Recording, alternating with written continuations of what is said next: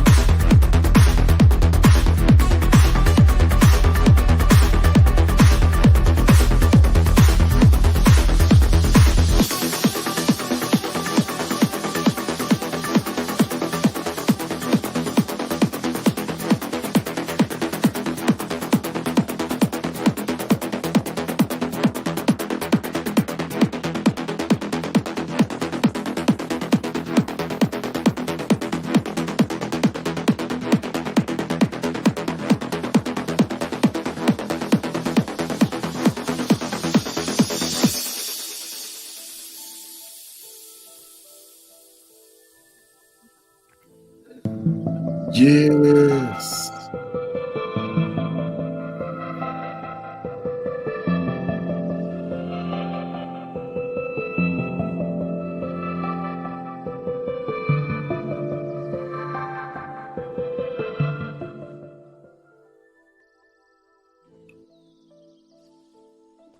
Yes, let's go. Yes. I'm like, okay. I got all the stuff downloaded now, so took me a minute. I would have came out with another live some hours earlier, but I stood up for some hours, um, searching, video editing, yeah, and that whole ordeal because yeah, New Year, man, I can't keep doing this, super struggle streaming, it's like super times three struggle streaming. So yeah, we're gonna get out today, sharing some random videos, and I'll be sharing, some brothers' channels, including, especially as Big Bro Black Round 313 with the Real Pill Nation. As a Real Pill nationalist, I must. So yes, again, happy New Year, happy new and better and blessed year. Even though people want to fearmonger you on some things, but we just can't allow that to cause us to ball up, and be in a corner and fear and stuff. No, we gotta, in the name of continue moving forward and onward, with your sights, on the things, above the horizon, things of greatness. So yeah, and thank you guys for coming through. Yeah, man. So I well, some of these brothers I found wouldn't just pick them so much of the random, their videos and stuff. So I took the time, and looked before I chose them to want to share some of their stuff. But yeah, but some other stuff too. But yeah, but let's start off like this real quick. I want to share this, screen share this. Yeah, we're gonna test it out right here with this here. Okay. Oh yeah, I need to go in yep, and select a particular file. And yeah, we're gonna start off with something funny. I found a few of them that was super funny, man. It was, oh shoot. I'm like, this dude is hilarious. I can't get enough out of it. I can't get enough. Yep.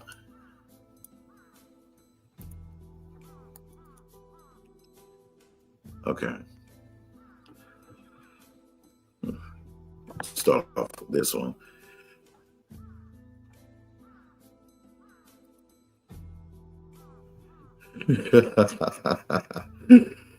Oh Lord, we gotta share it. We gotta share it. Oh man, let me go. Yeah. Okay, yeah, we gotta share it. Uh oh Lord Jesus, let it play smooth today. Amen. Okay. Yeah. Hopefully you guys can see it.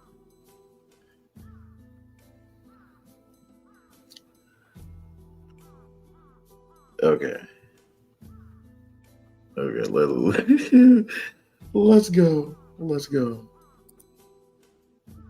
What you doing in there? Come outside and play, nigga. Hold on, baby. Hey, man, I got a little situation over here right now, man. Go head on, man. Go head on, good buddy. Bring your ass outside for a punch on you, nigga. Hey, man, what I just tell you, man, get the fuck from over here, man. I just said get the fuck on, man. You playing now. You trying me. Go head on, man. Wow, little baby got you showing off. Bring your ass outside. I want a box. My nigga, you was wildin'. Chill out, my nigga, all right? Chill out. I'm about to slide. Just let me see what she looking like. Why she hiding? Bro, get the fuck on. I'm gonna call you as soon as she leave, bro. Get the fuck on. Hey, Oh shit.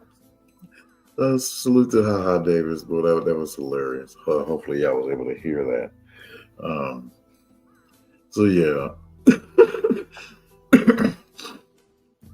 And I got another one. So I got a couple of his I want to share. A couple more I found.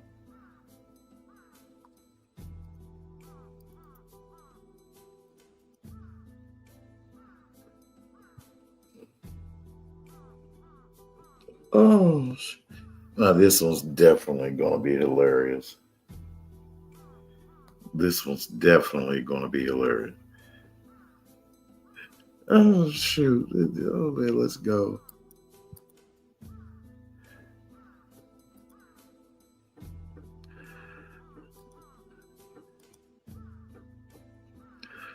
Uh,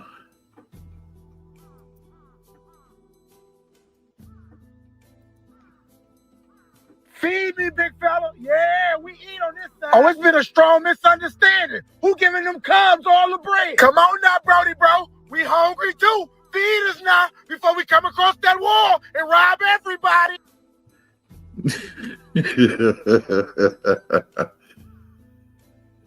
Oh yeah, we gotta do that again. We gotta do that again.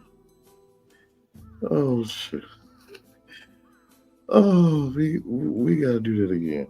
Feed me, big fella. Yeah, we eat on this side. Oh, it's been a strong misunderstanding. Who giving them cubs all the bread? Come on now, Brody, bro. We hungry too. Feed us now before we come across that wall and rob everybody.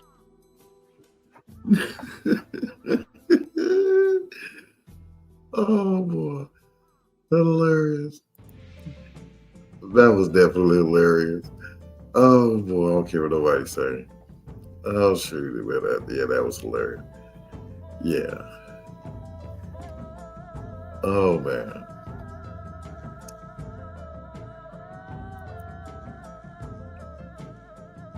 All right. And two is another one. Yep. This one. Oh man, this one's definitely hilarious.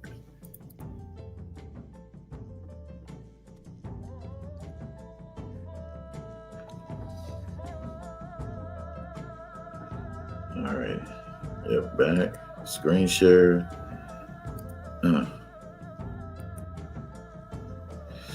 Oh shit. I laughed at this too. Oh shit, let's go. Yeah, for y'all hood. Big fella, quit throwing that shit up. You know you a BD, you a bare disciple.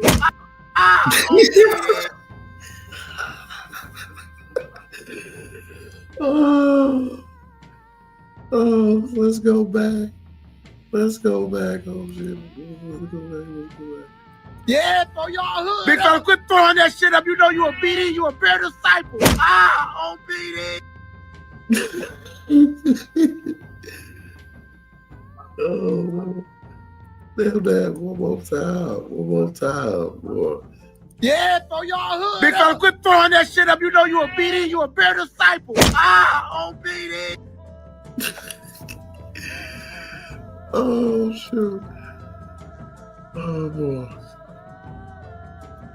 So yeah, those play smooth on my end. So hopefully it plays smooth for y'all on you guys' end. So yeah, okay. So cool. So we on a good one. So now what I want to do is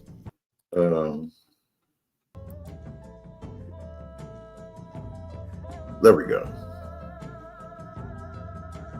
So okay, so when I play something, it cancels the song out, my background music on my end.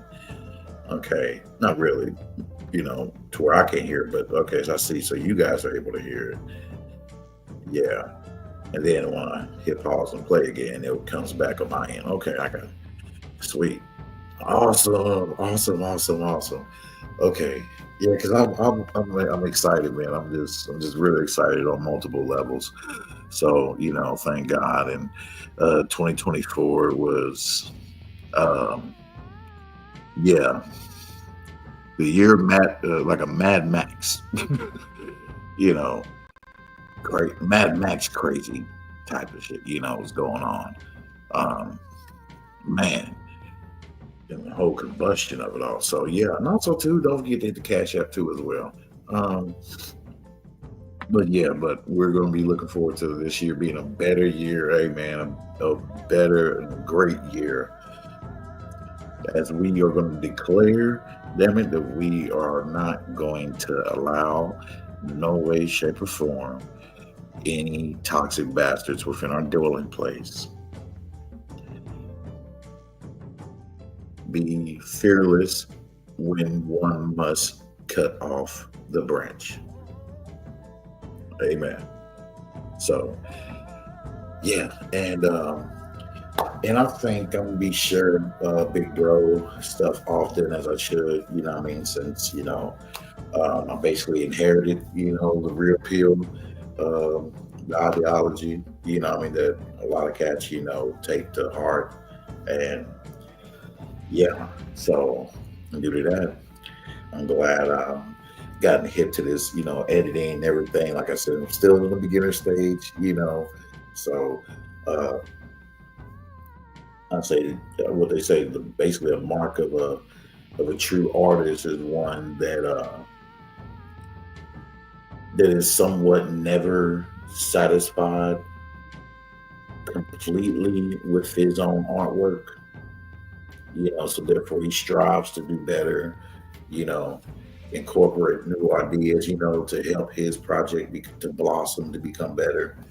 So yeah, man. All right. And so yeah, with that, I say, okay, I'm about to share Big Bro stuff right here. This is Black Ram 313. This is Black Ram 313. So yeah, so I'm about to get in and share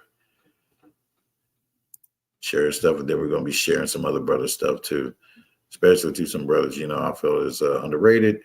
And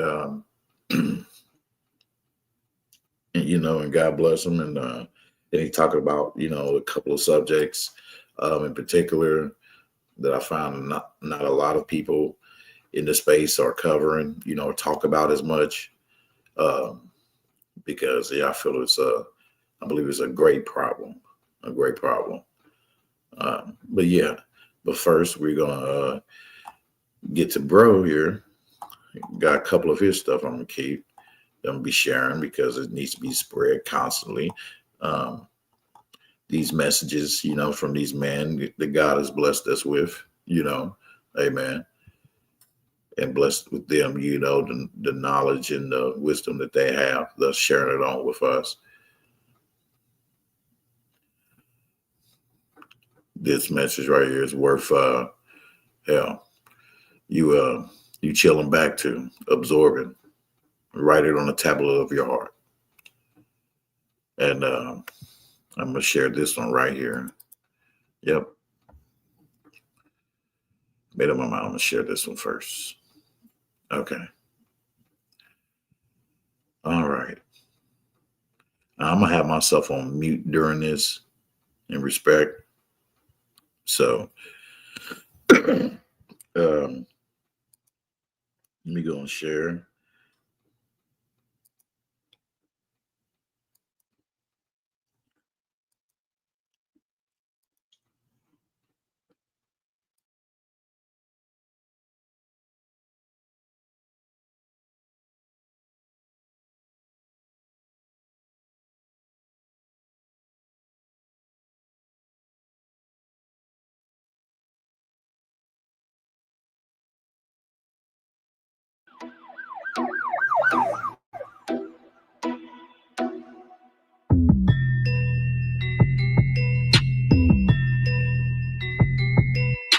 Black Ram 313 back at it again. You know why? Well, it's because this is therapeutic, man. Back again with another video, hence another therapy session. Today's topic and title is You Must Be a Man of Steel. Let's jump right into the topic. Growing up, man, Superman was one of my favorite characters. Whether DC or Marvel is your favorite, we all may be able to agree that Superman is one of the most beloved and recognized characters of all time, at least as comic books are concerned. Such a display of strength and speed. But I realized that one of Superman's greatest strengths was being able to persevere through adversity. If you're into comics and you watch Superman, you'll see that oftentimes many of his opponents are stronger, but he has a will to win. He keeps going, keeps pushing and pushing and pushing and going and going. He does have superpowers, but his real strength comes from his relentlessness, never giving up, no matter how much of a pounding that he's taking, no matter how the odds are stacked against him, much like the Batman. Always, and I mean always, finding a way to triumph, always finding a way to victory. In this, what I'm speaking of is not an element of super strength, but of super character. You must be a man of steel. Ghostface, one of my favorite rappers from Wu-Tang Clan, had a line in one of his songs called Daytona 500. And it goes like this: I'm Iron Man, no cheap metal. I'm made of steel alloy. True identity hidden inside of secret tabloids. That's a powerful line. He said he's not made of cheap metal. He's made of steel alloy. I say again, you must be a man of steel. And that's the quiet, strong, masculine frame that I talk about. Strong like steel, as Ghostface said, but hidden like a secret identity. For true strength is quiet. It's internal, but it's always present. True identity hidden inside of secret tabloids, keeping your strengths a secret. The power of a strong, quiet, masculine frame. Being a man of steel is being able to have endurance during the hard times in life. Not just physical endurance, but strength of character to endure the constant ups and downs in life. Always pushing forward. I'm always pushing. I have many aches and pains, mentally as well as physically, but I keep pushing. It gets hard sometimes, very painful sometimes. But if I cry, if you cry, cry in the dark and not to another, unless it's your brother. But men, we cannot afford to be down or hurt in the public eye. There are too many sharks around, and sharks smell fear, and sharks can smell weakness. If you're gonna cry, cry to your God and no one else. And then get up and keep pushing no matter what you're going through. Learn to suffer in silence. Seek counsel if you need, but no one needs to see you being weak. This is the burden of being a man. We got to keep going for ourselves. Only females and children can have excuses. Only females and children can cry and take time out to be hurt. But you can't.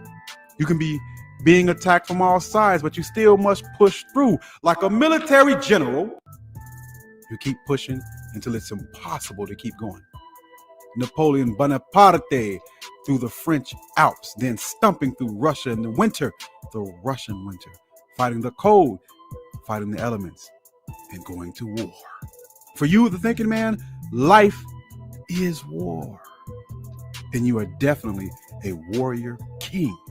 It's your nature to conquer that in which you set out for. Character is going through the hard times. Character is also why you work out and train. Here's a personal story from Black 1313.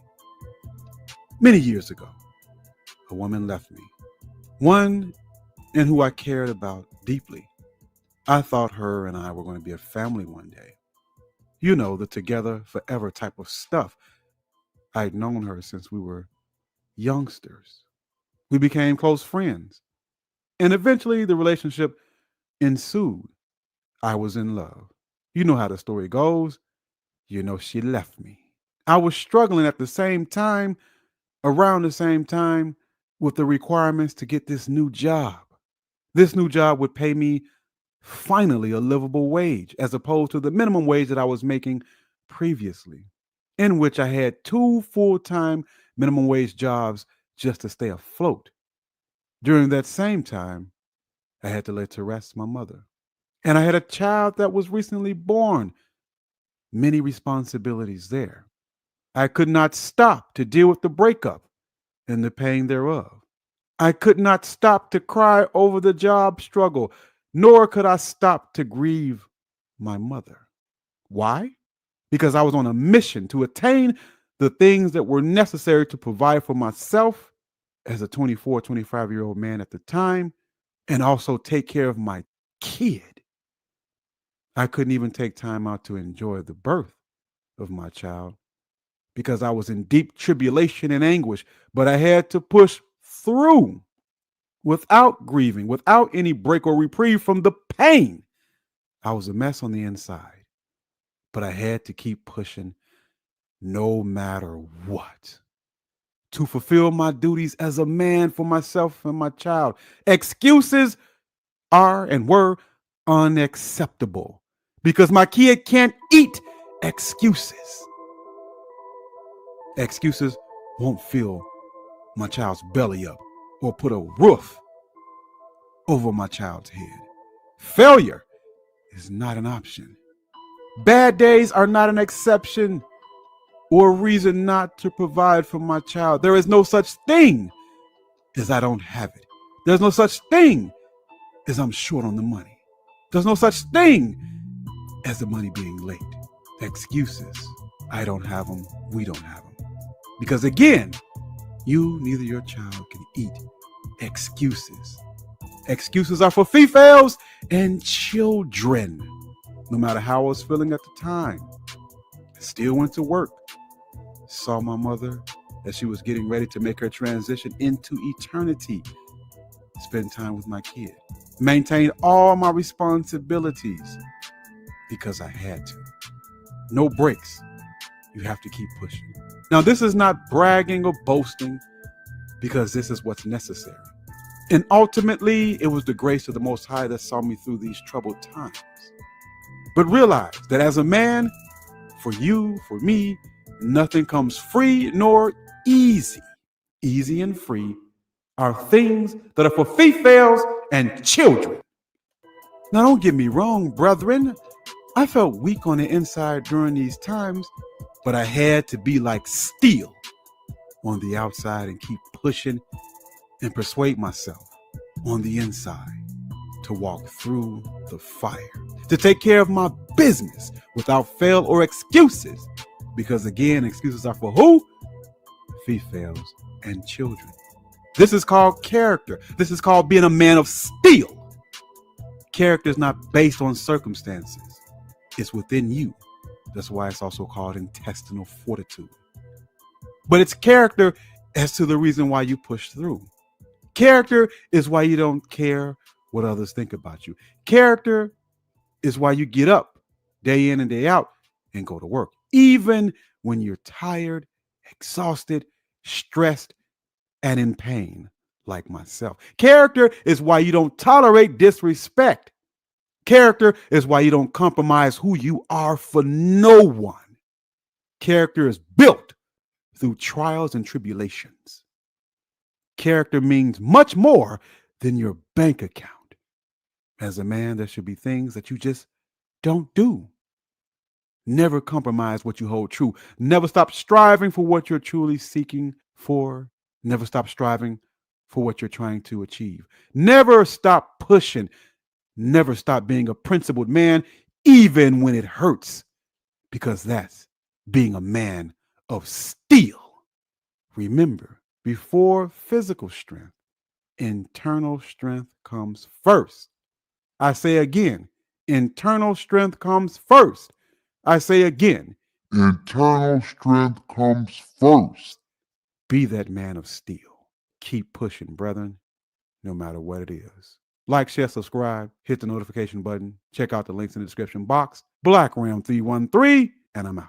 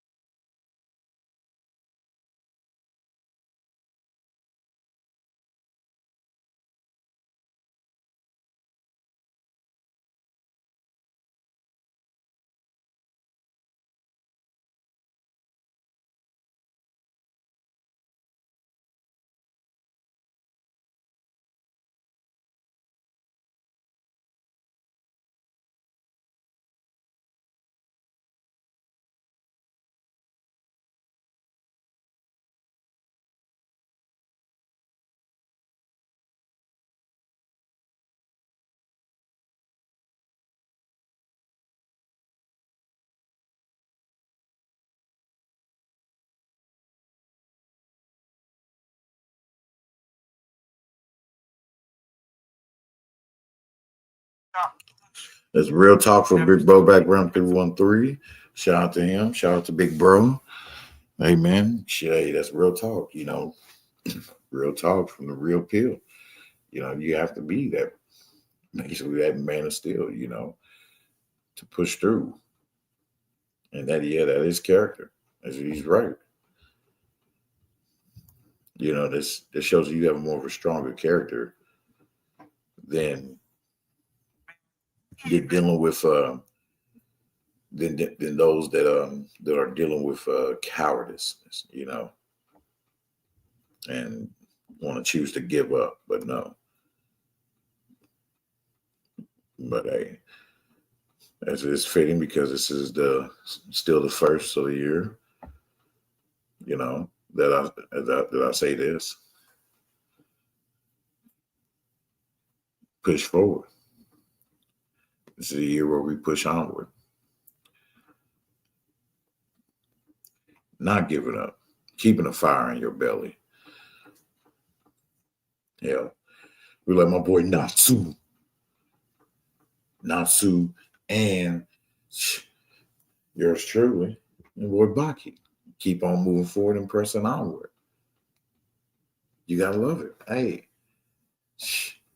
you gotta love this year. So yeah, let's go. And I'm gonna share another one real quick with you guys. So before I open up the panel, yeah. So here we go. Let's go. I don't know if the music that I play in the background interferes with the video. So for the sake of that, I'm going to turn the music off. Right. And yeah. I'm going to share. One more. Shout out to him. Shout out to Big Bro, Black Round 313. We need to take these lessons right here.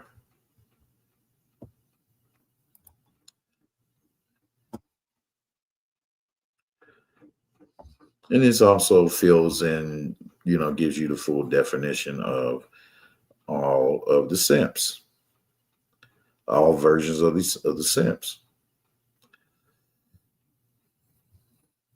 You might as well say they're a clan, if you will, a clan that devours one another. No different than the Chaos Goblin. So let's go ahead and share this. Share this here. Mute. And here we go.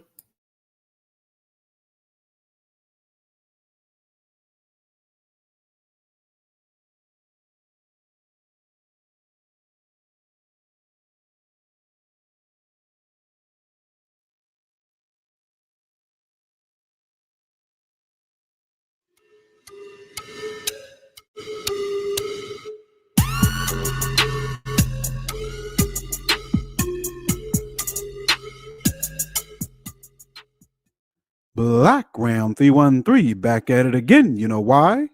It's because this is therapeutic, man. Back again with another video, hence another therapy session. Today's topic and title is the 8 simp archetypes. This is a Black Ram 313 original presentation here. First to say it, and we know after me, there will be those who will repeat such. So today I want to talk about the personality types or archetypes of the simp. Now, as usual, before we begin, what I like to do is define the term.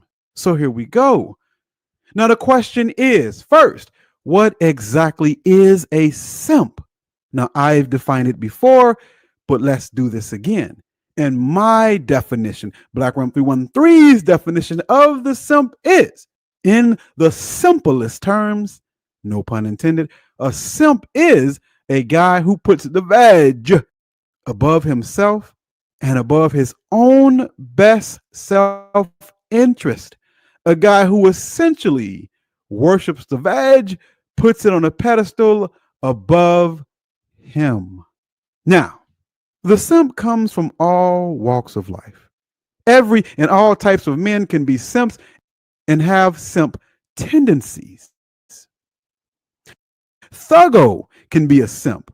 The jawline Chad and Tyrone can also be a simp.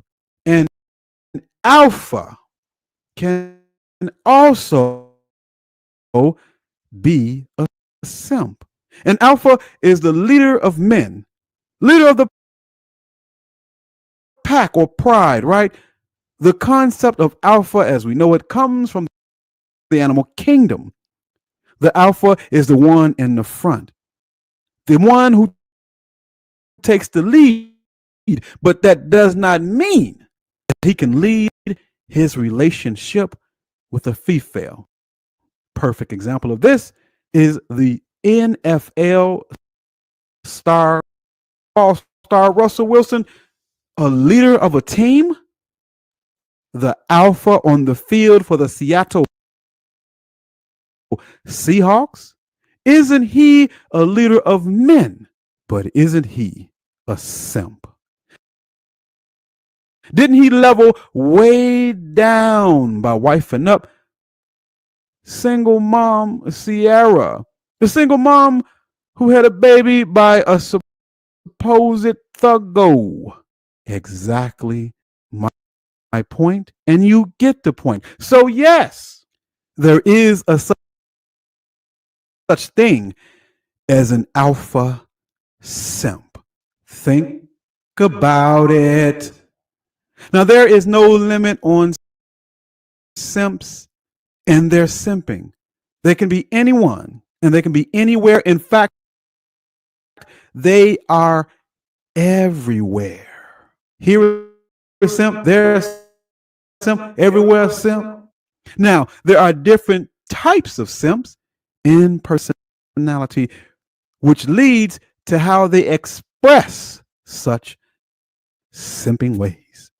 So here are my 8 types of simps, or my 8 archetypes of simps. Drop me a beat and let's get into this list. So coming up at number 1, we have the sucker for love simp. And I call this type of simp the Care Bear simp. He wants to love, he wants to care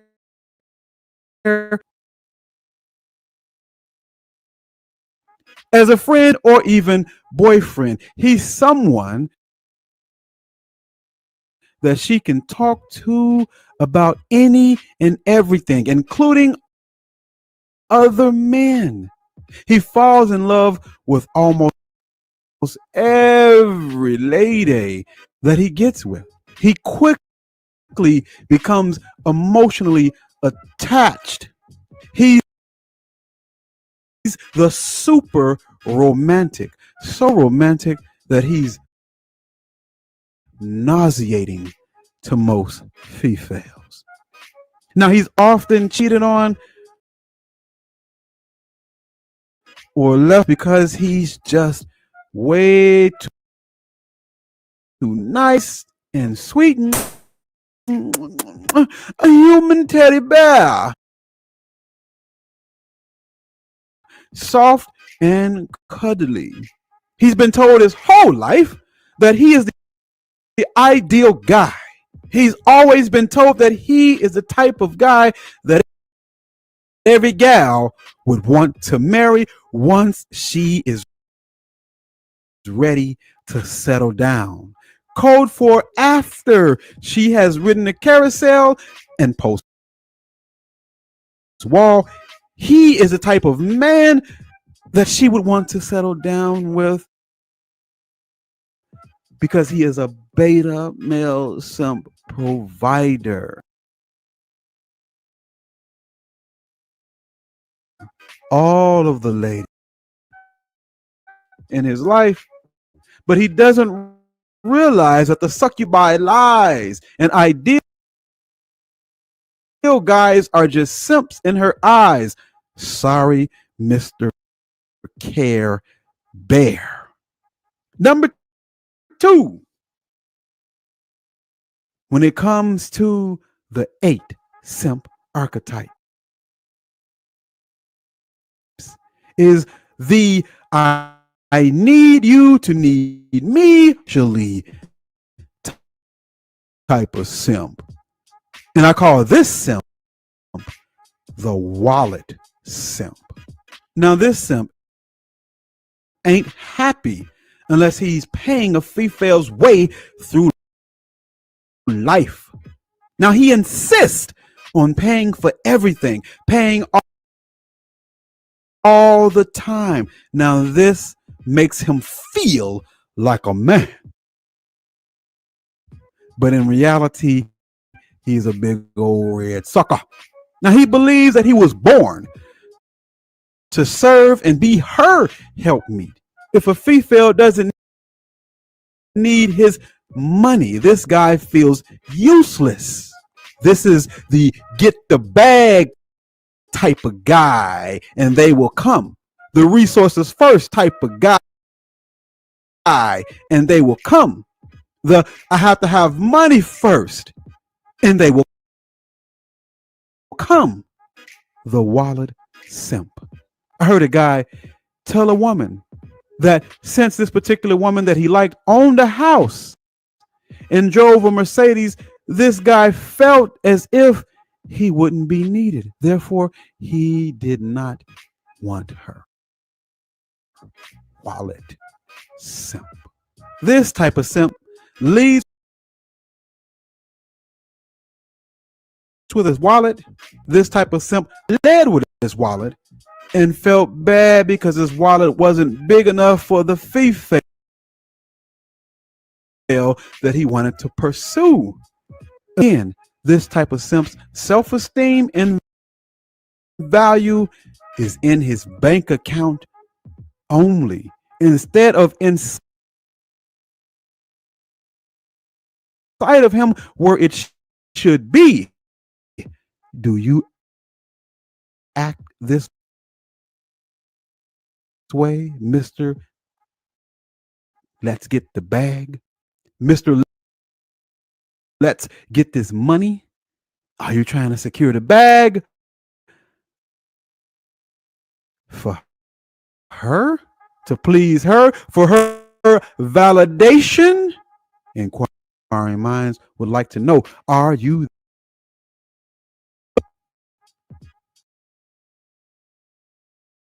the money that he has or the lack thereof will tell you all you need to know about his self-esteem. His job and his bank account is the measure of his entire being. The measure of his manhood is in the amount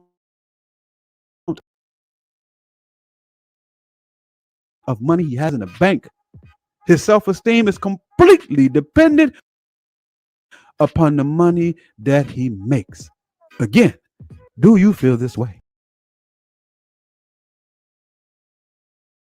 So that the female could want you. Is your self-esteem related to your job, your career, and bank account? If so, you are indeed a wallet simp. Comes to the 8 simp archetype. Number 3 is the I need you to guide me type of simp. I call this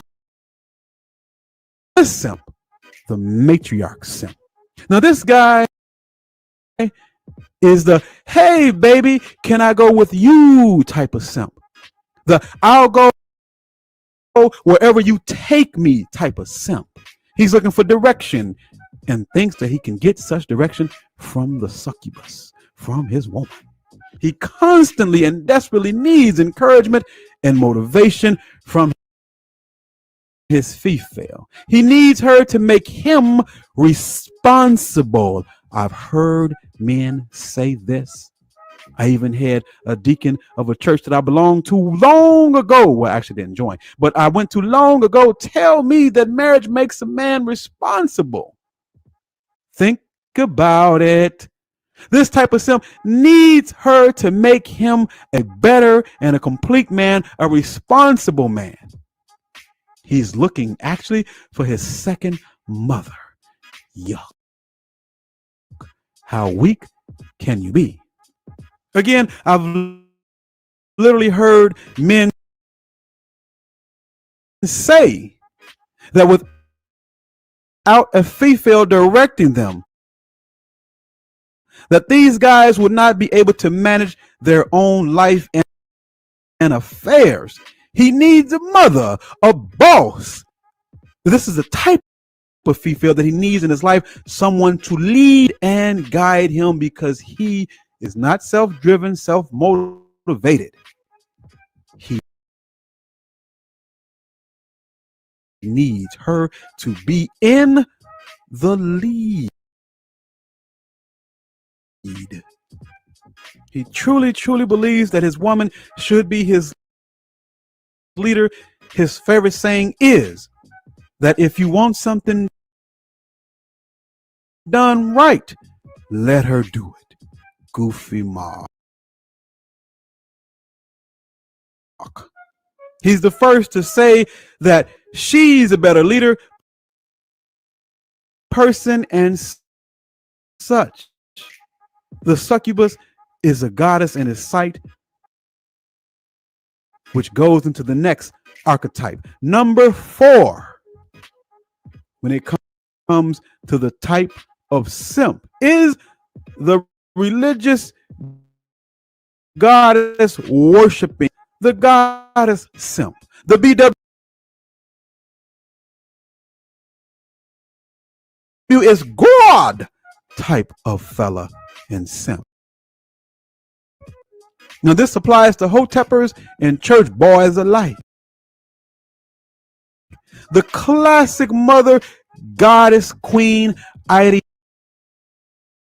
is one in which he practices and believes. His belief is that the feminine dominates the masculine. Oftentimes his pastor is a female. He believes that the succubus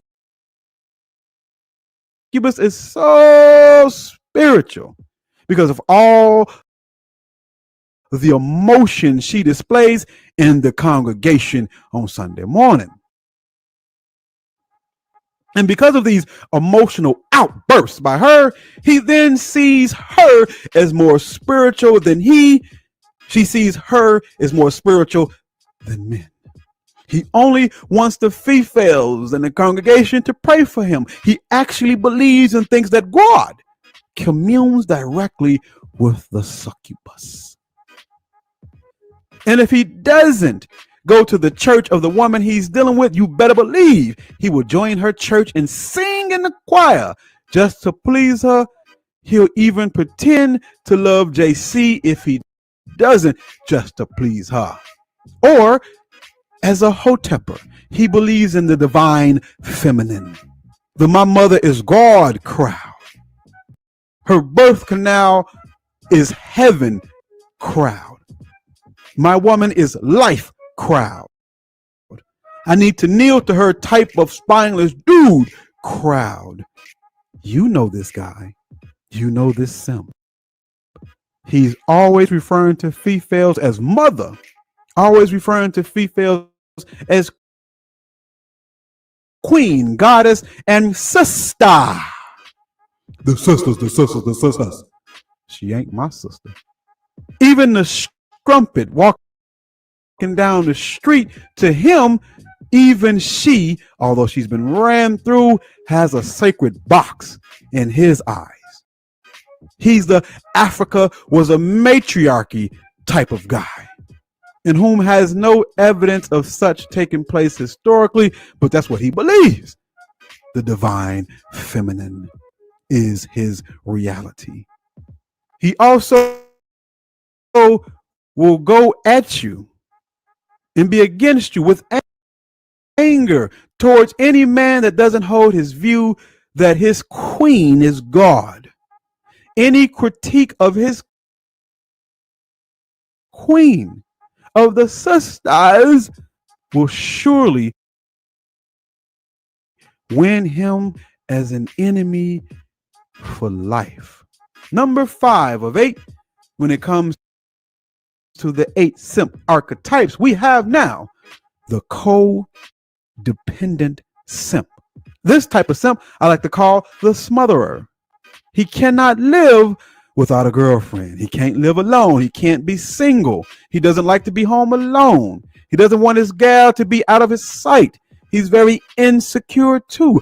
Always worried that another guy is going to take his gal. He can't stand when his girl goes out with her friends. He's the type that's clingy, that's needy, and he will actually get on the female's nerve trying to be up under her all day and all night. Please, baby, don't leave my sight type of guy. This simp will end all communication with his buddies. He will end all communication with the guys that he's been hanging out with for years to spend every ounce and every second of his time with his lady. He essentially has no purpose in life outside of her, the codependent simp. Going along to number 6 of 8 in the archetypes. We have next the almost purple pill simp. This type I call the confused simp. He's always talking about balance, always talking about male and female synergy, always talking about the genders being complementary. Unlike me, who only sees a boss and employee relationship dynamic, but that's for another video.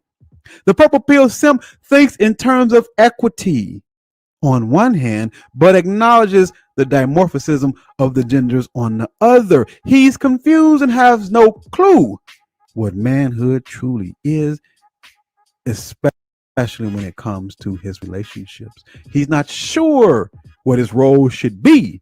He always tries to play the middle, lukewarm, doesn't know, doesn't understand, trying to please both sides, trying to be on both sides, trying to take a position that's impossible to keep up consistently. Now, he's truly blue pill, but others see him as purple only because he doesn't put the female necessarily above him, but instead he believes that she is right beside him. But such a creature, to me, it is not so. The blue pill confused, balanced, complementary simp. Do you know this guy? Are you this guy? No lying in therapy. So let me know in the comment section. Maybe you may need a one-on-one consult. Number 7, when it comes to the archetypes. Now we come to probably the worst type of simp here. Now we come to the simp with the lowest of low esteem. The worst simp, the most self-degrading simp of them all. A simp that you almost will feel sorry for. Number 7 is none other than the term that I created, which is the scavenger simp, also known as the buzzard simp. I've mentioned him briefly in another video. The scavenger simp, the buzzard simp, the buzzard, the vulture. The buzzard, the vulture in the animal kingdom cleans up the environment by consuming what other animals will not. Dead things, waste, detritus, fecal material, and so forth. This type of simp is a dumpster diving, a dirty buzzard of a man, taking the leftover scraps type of simp. This guy is truly a vulture, a dirty bird. He chases the females that are rejects and acts with extreme thirst toward them.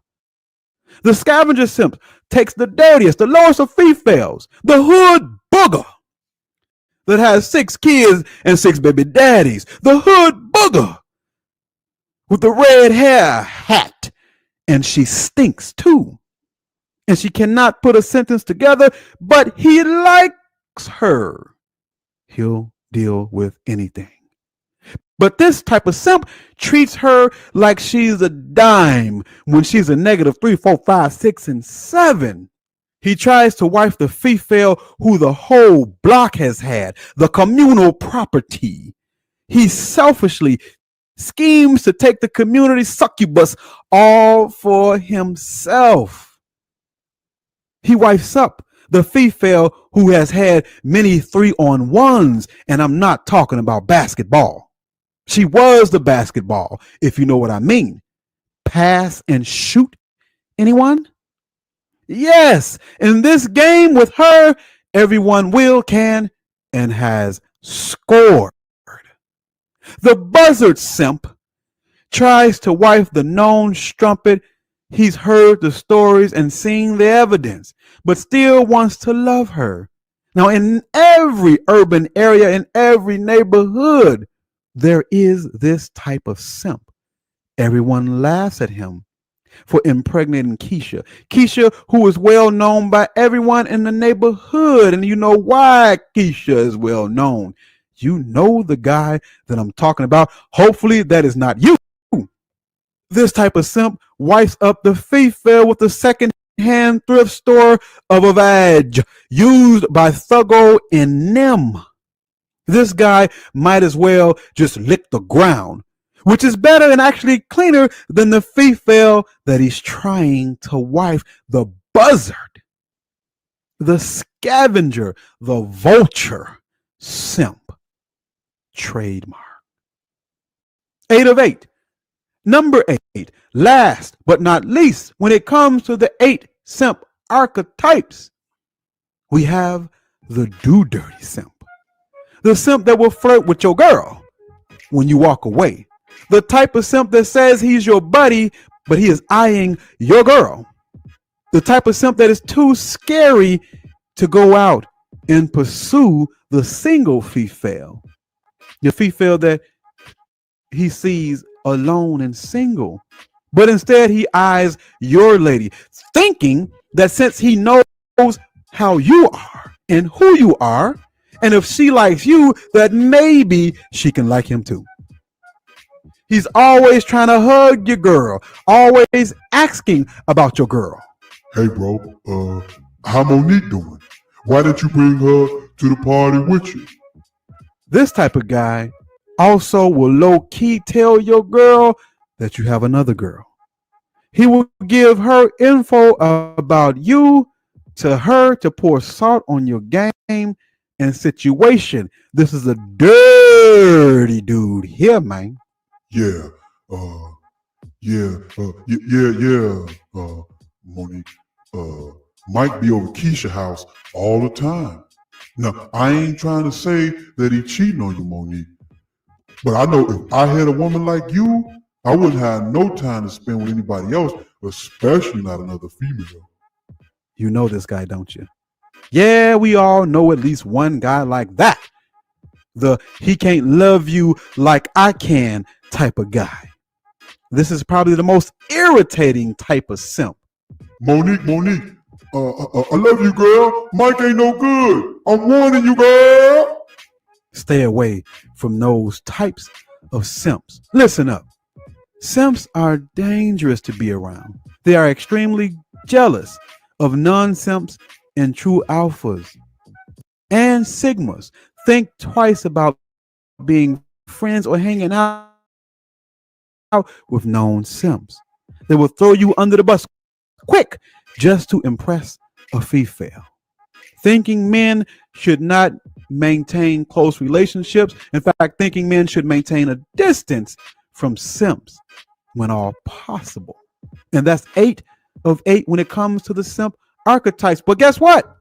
I am not done yet. Now we have a different type of simping coming up next. What I would like to call situational simping. Another Black Ram 313 original. I am giving you here today 2 videos in one kind of like Tupac's All Eyes on Me double CD, or Wu-Tang Clan's double CD, or Biggie's double CD. I'm giving you a double up right here and right now. So let's talk about situational simping, which is, by definition, those who find themselves in simp situations. So here we go. Continue the beat and let's run with it. Number one, we have the stepdaddy simp, the worst situational simp that a simp can be in. The worst situational type of simping is the stepdaddy simping. This type of simp, this goof, thinks that it is an honor to raise another man's seed, even taking care of 3, 4, 5 or more kids that ain't his. This simp actually believes that he's doing humanity a service by stepping up and finishing off where another man left off. He takes deep pride in being a human mop for the poor decisions of the female that he has committed to worshiping has made. This type of simping is the highest level of such. He believes with his life that he should correct and facilitate her mistakes. You ain't got to be responsible, Keisha. I'm going to step up and be the stepdad, which is not a step up, but a step down. The next type of situational simp is the monogamous simp. Now, I am not saying that there is anything wrong with monogamy at all, except when it's not what you really want. You are monogamous because it's what she wants, what she expects, what she demands. You do it to keep her from leaving you.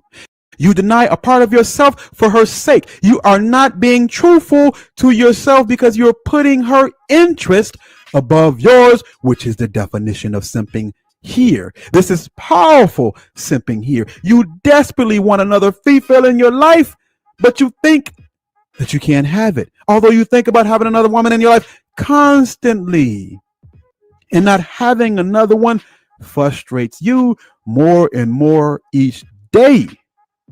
You have to consistently and constantly suppress your true desires. Deny yourself to make your woman happy, who more than likely has had miles of boom ran through her before you met her, and has some of those guys around and calls them friends today. Don't believe me? I dare you to check her social media DMs. Wait. You are monogamous to a female who has a long history of riding the carousel? You silly simp. She got more bodies on her than you got times 10. But you remain faithful no matter how much it hurts. She will probably reward your loyalty to her by cheating on you with her so-called male friend that you told her that it was healthy and good for her to have. Such a simp you are. Number 3, when it comes to the situational simp, we have the married, scared of wifey type of simp. And I know many guys that are like this. Oh, y'all going after work to the sports bar to watch the game? Oh, man. Let me ask my wife if I can go.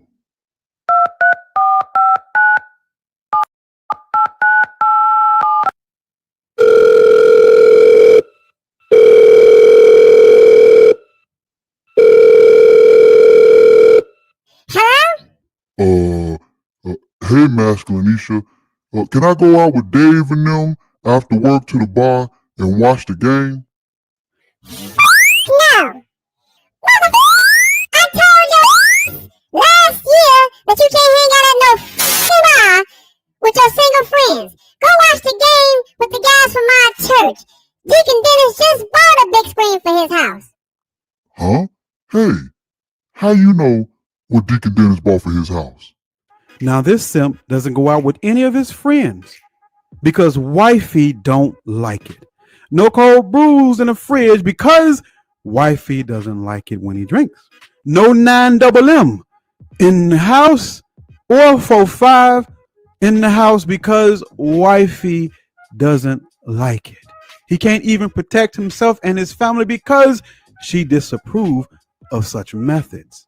And I've heard of so many guys and so many stories just like this. For this type of simp, his house is like a prison.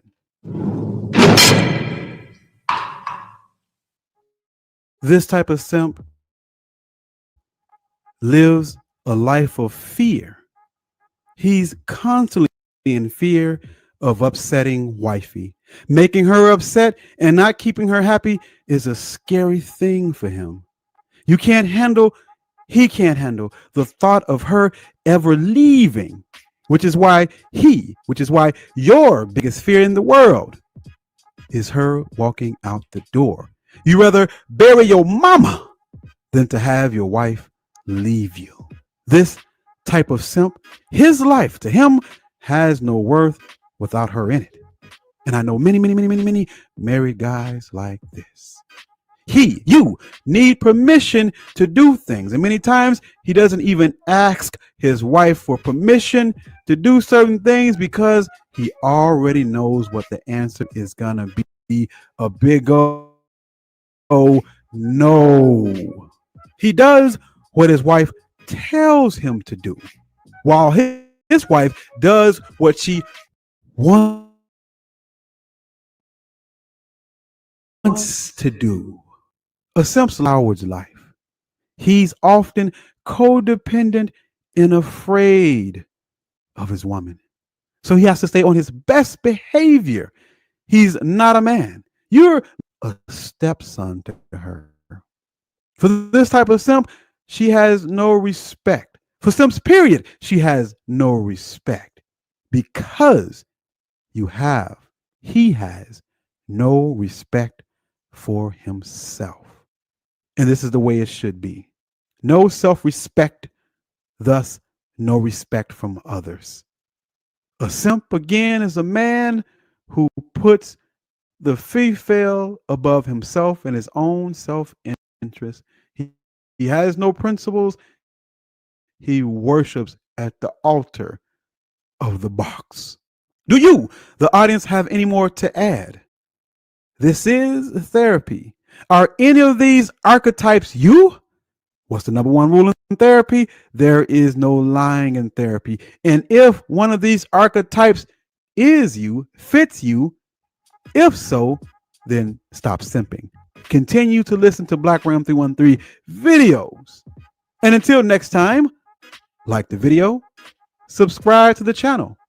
Hit that notification button so that you will not miss the Black Ram 313 video. In the description box are links to the PayPal, the Patreon, the second channel, and the email address if you'd like a one-on-one consult. Until next time, my brethren, this has been the 8 Simp Archetypes by Black Ram 313, and I'm out.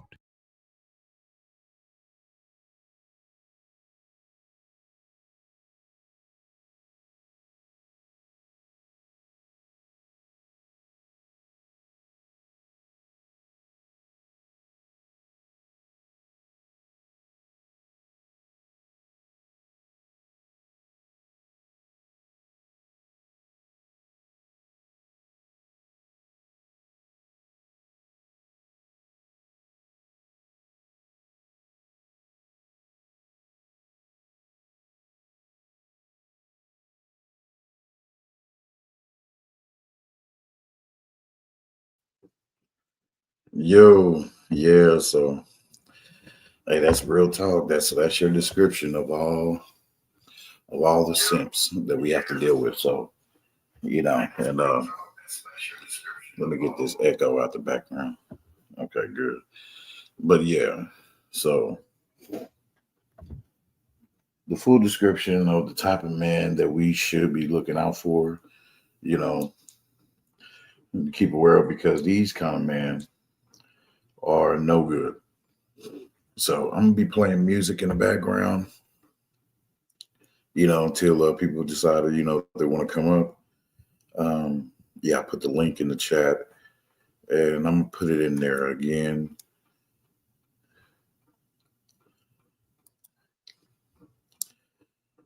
Let me see.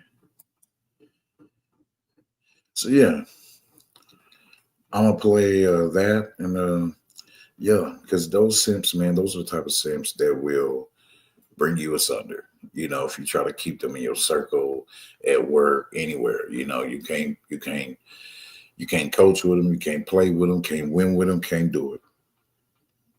Totally no good. It was crazy. It's just like a lot of them, act like they hardly care about what they will look like, before true man, the hall of man.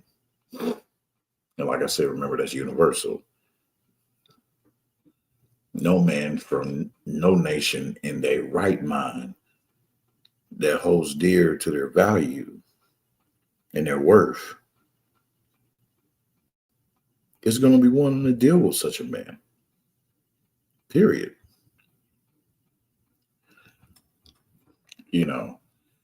These Sir Christians, you got them too. Yeah. Oh,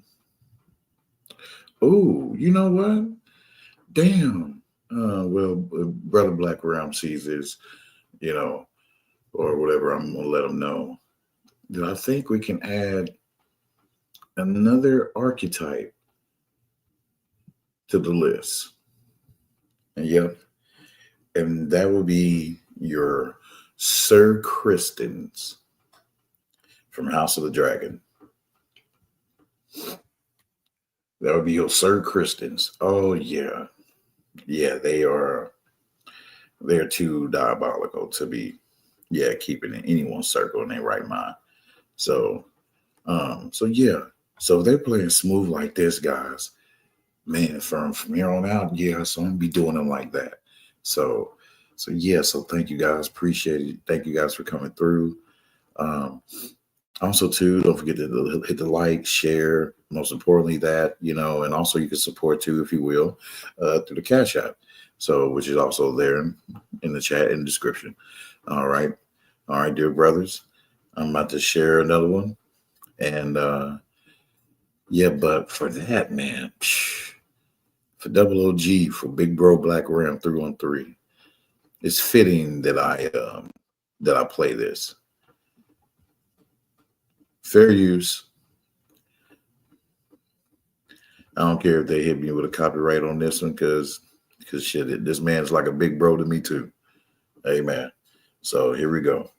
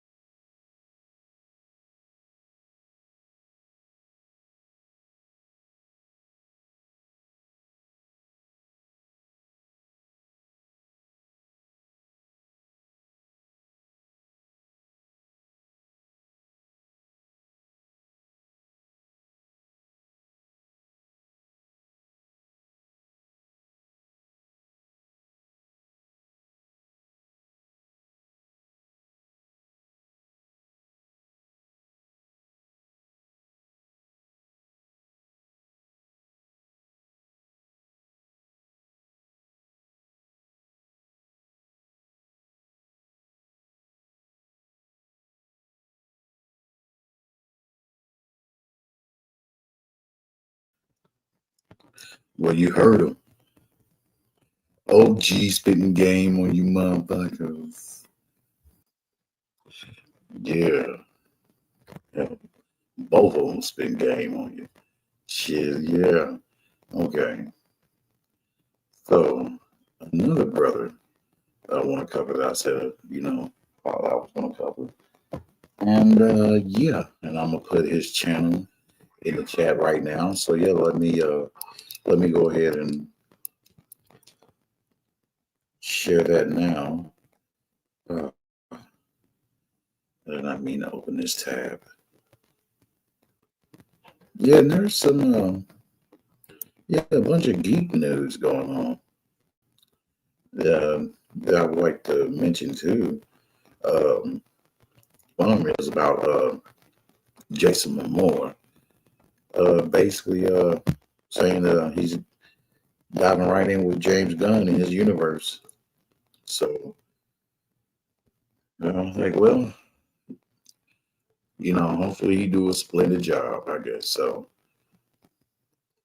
but yeah, we definitely matter of fact, with this brother in particular, I would like to see if my background music will be okay in the background. Because yeah.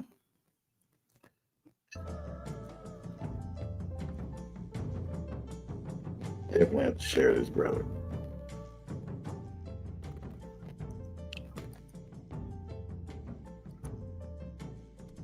Okay.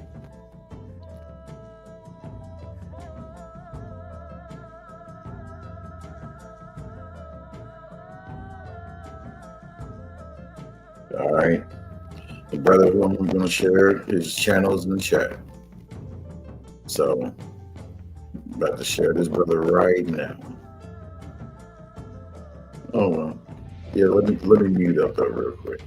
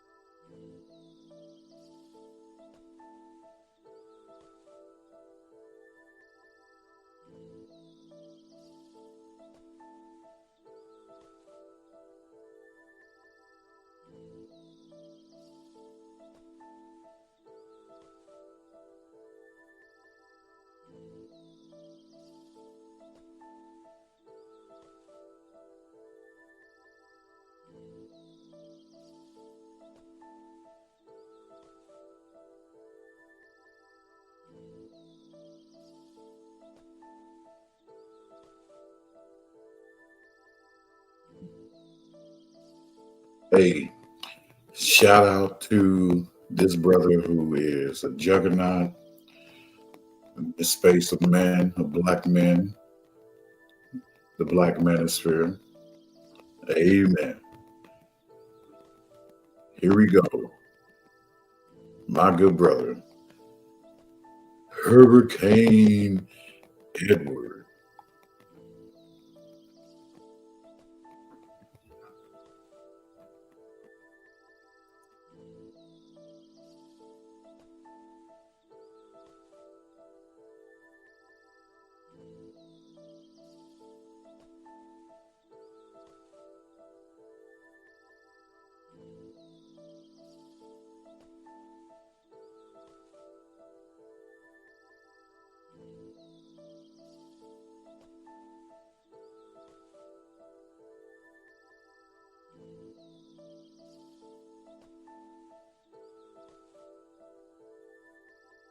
I'm your host, Avery Anderson.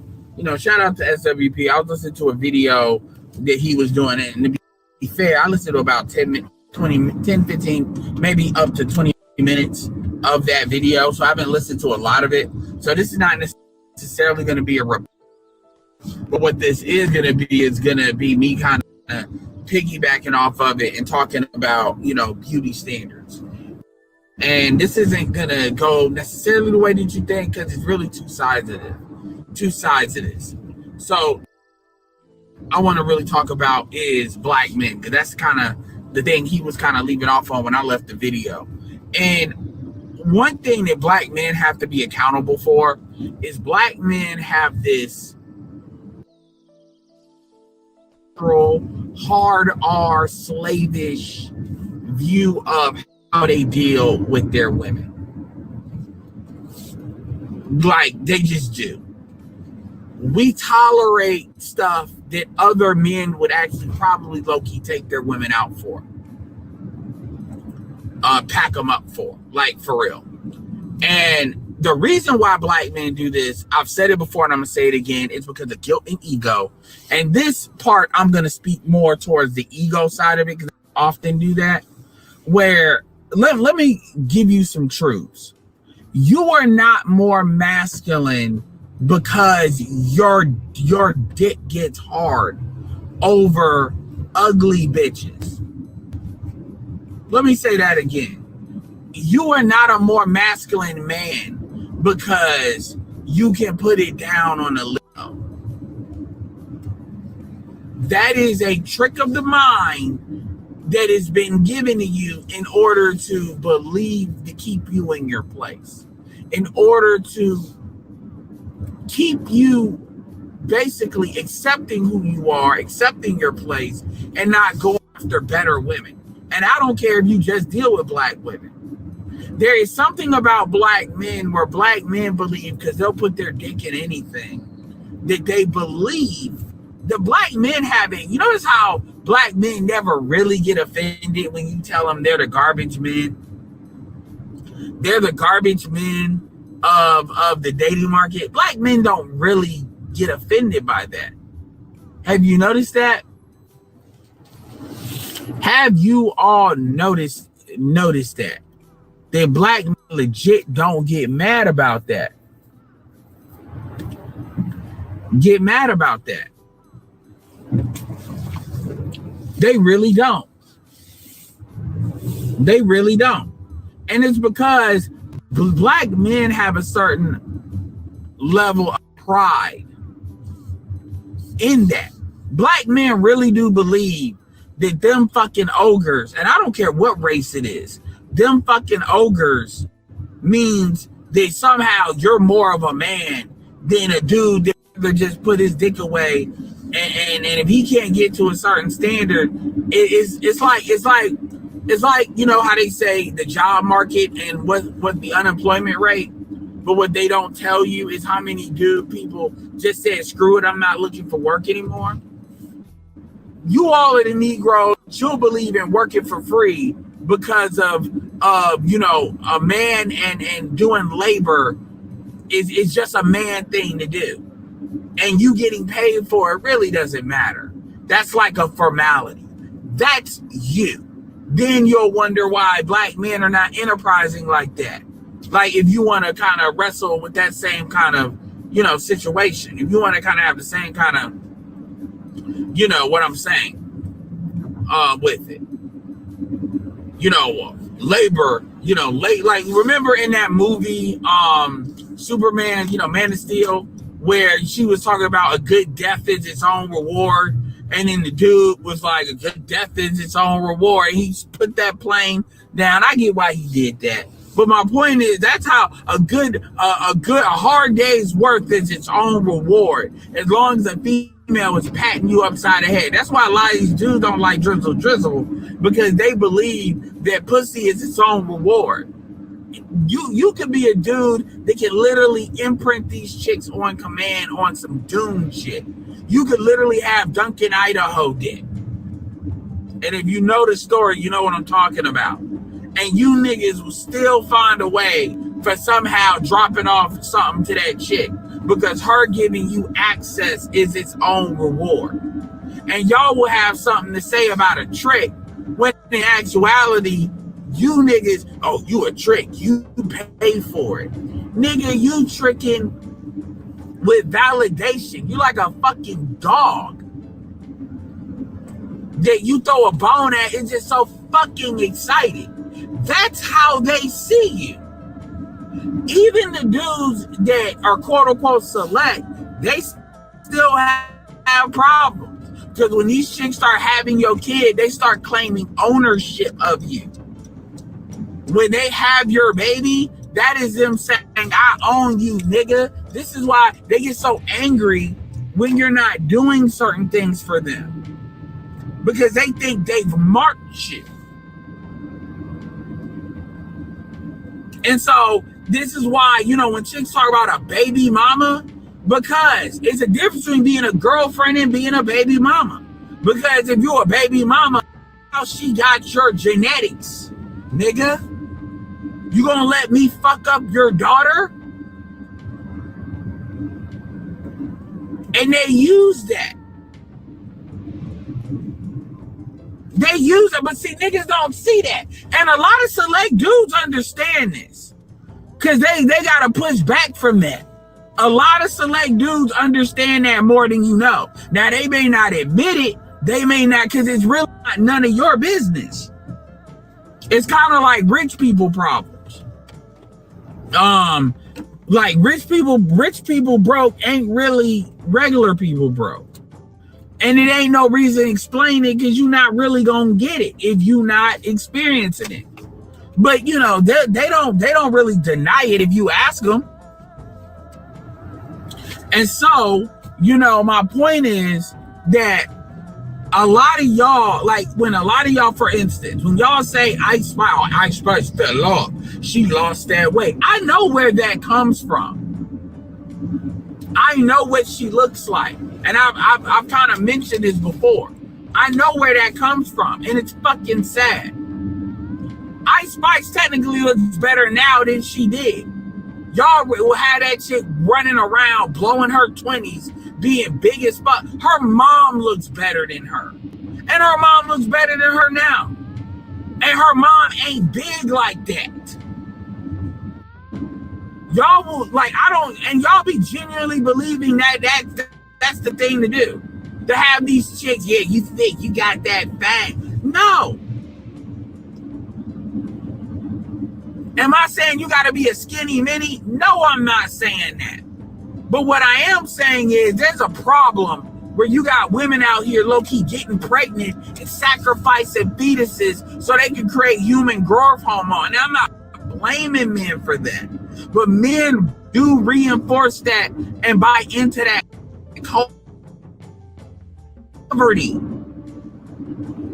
poverty mentality.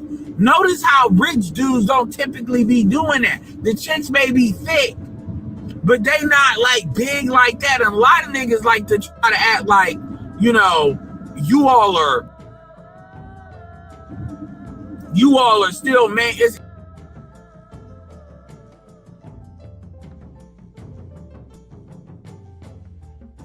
It's trying to put up a brave face, and it's some pathetic ass shit. It really is.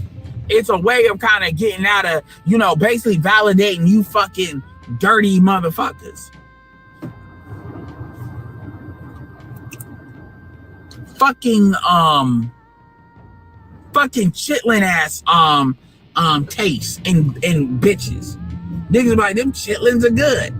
As if niggas forget what, like, just thinking about chitlins bothers me.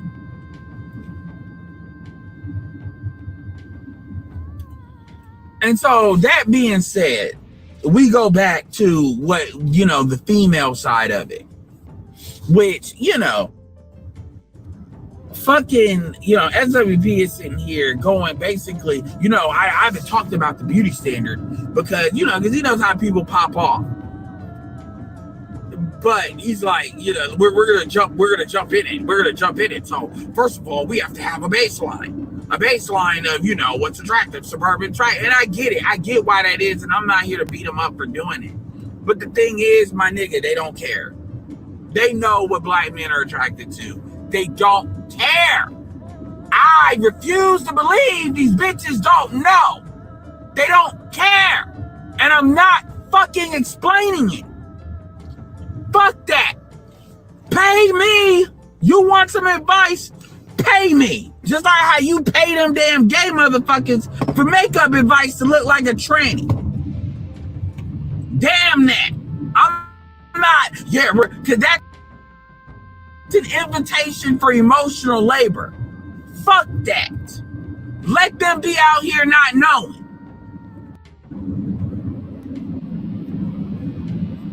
Let them be out here not knowing. Because truth be told, they playing. They know. They don't care.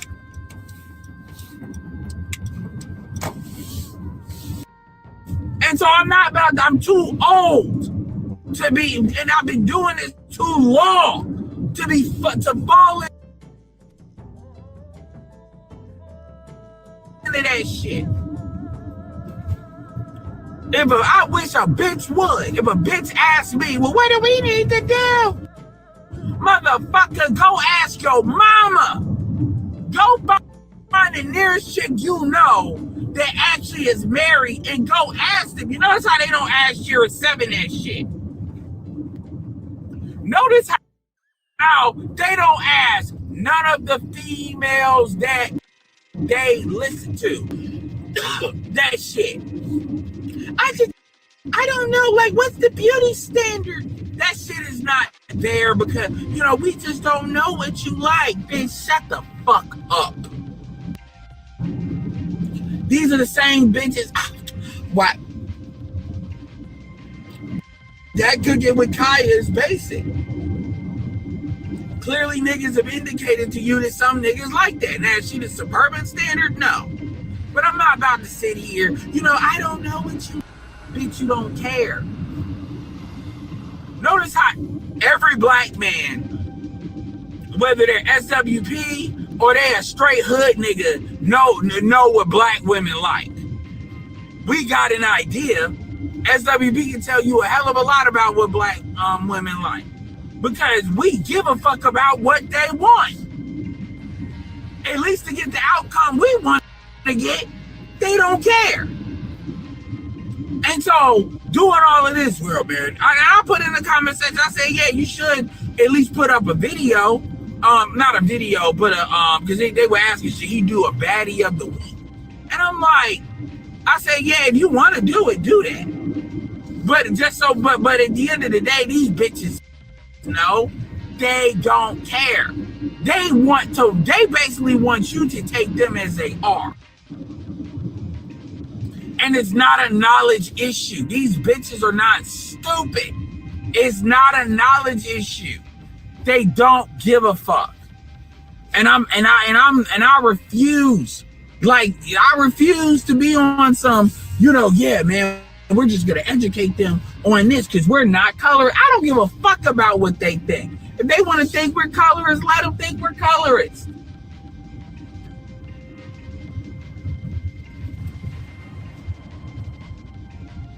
They love, it's because you all are colorists and you all like, let them believe, bitch, what you, okay, we're colorists. Bitch, what you gonna do about it? Other than what the fuck you already doing? Like, seriously, let's say they just found out, yeah, you got me. If it ain't light, it ain't right. All right, bitch, what you gonna do that you ain't already doing? What is the worst thing you're gonna do now?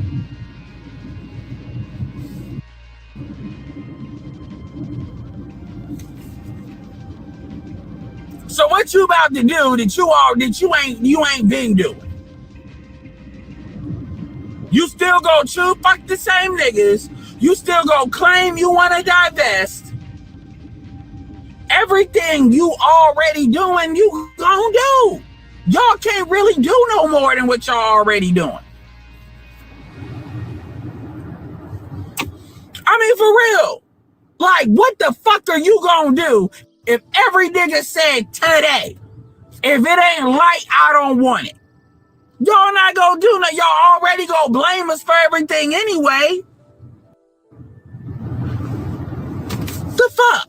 Yeah, they act like, this thing about, like fuck that. Like, if y'all bitches are dead ass, oh, you're bitch, believe it. Okay?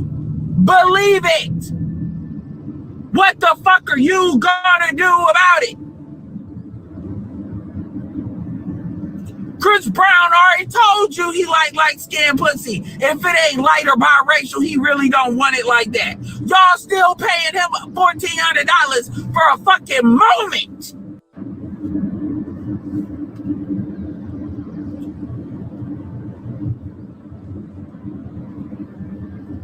Y'all still gonna fuck with the niggas y'all gonna fuck with.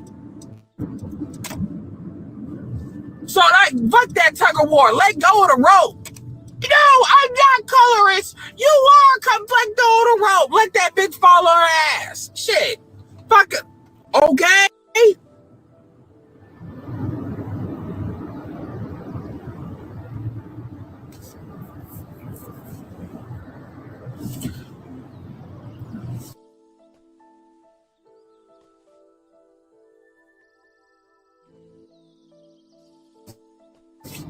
But I'm not or hustle y'all ass. All these matchmakers and bitches out here, and I just don't know what y'all like. I'm like, I'm not even wasting the time. I'm not even about to sit here and, well, let me educate you on what men like. We really like, no, fuck that. Y'all can be in purgatory not knowing shit.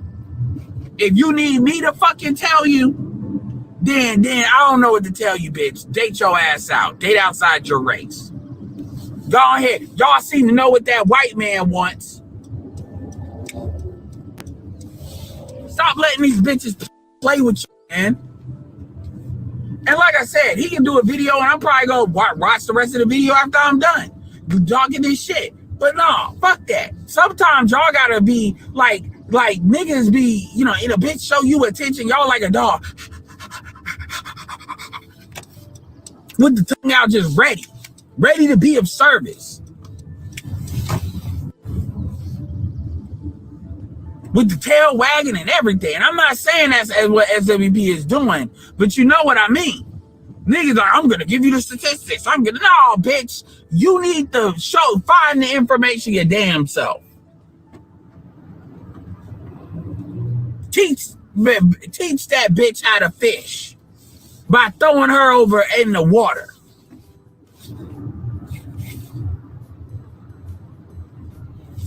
Damn that. Fuck some Ra's al Ghul. Fuck some damn Qui-Gon Jinn. No, your ass is just gonna be out here. Ain't nobody playing with your ass.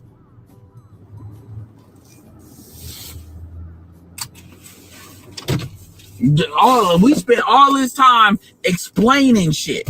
Well, why you even fucking got a YouTube channel then? I got a YouTube channel because I still find it valuable to go anti-propaganda for these dudes and let these dudes know what it is. We don't walk the road. This is here, and here. That's why I do what I do. But as far as telling these chicks, oh hell no. Nah, fuck that. I'm not about to waste my goddamn time trying to educate y'all. Y'all don't give a fuck. A lot of these women you know, what's that meme when you know, they talk about go and win, you know, telling go, y'all sitting there explaining shit, you dancing for them. Even if they not being necessarily bitches about it, or they trying about it, you still dancing for them. They want you to dance.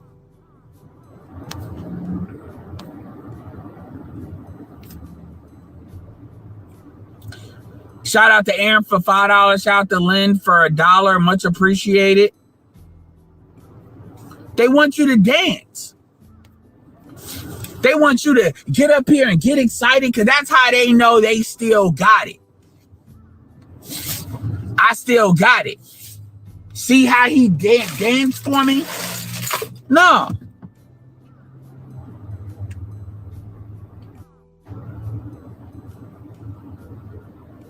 They know they don't give a fuck.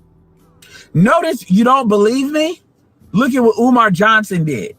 Remember when Umar Johnson was telling that chick in Australia? Was telling that chick about what white women do? Did her body language look like she that's what she saw, what she brought his ass there to do? She was like, nigga, what you talking about? She was not interested in hearing that. Not interested in the slightest in hearing that shit. White women invested in the men, and they find the men. She did not want to hear that. She was like, oh. Even the cameraman was like, no, no, she ain't. Like, exactly.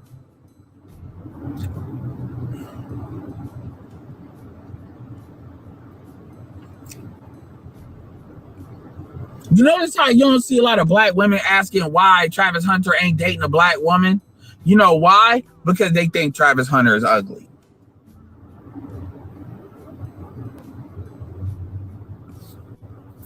That's real fucking talk.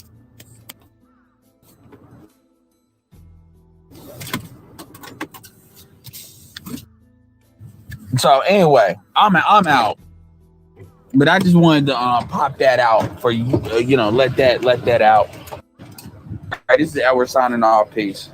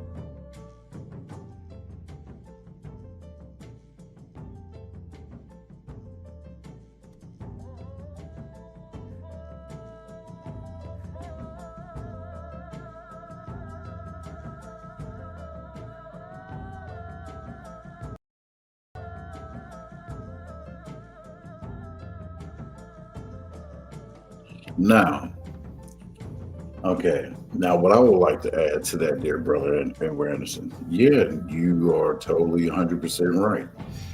You know, but there is the spiritual aspect too that we must not ignore to this. All right, because we are obviously dealing with people, men and women, who are just evil by nature, bro. You know what I mean? And it sucks. You hear me? I mean, it sucks, but the thing is, though, right now, our best solution is as men, you know, who are, you know, man that God has blessed to be, you know what I mean? In its true masculine form. We must fight that on every front, verbally and even physically, for we are seeing these super liberals and all them are attacking people for wearing like Trump gear, or for even just stating that they voted for Trump. Crazy stuff like that, man. So it's like, you know, you got to be prepared to face them on all fronts, you know, because it's wild. It's crazy. These dudes right? You're right. They don't give a damn. They don't. The dudes or the chicks. They know, they are aware. A lot of this is blatantly obvious to them. Hey, that something is wrong or whatever. A lot of them know, a lot of these dudes know that something is wrong.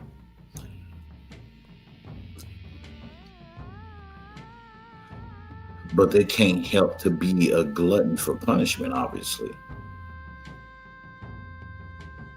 So therefore, they're going to continue on dealing with that and basically becoming a simple moth to a flame.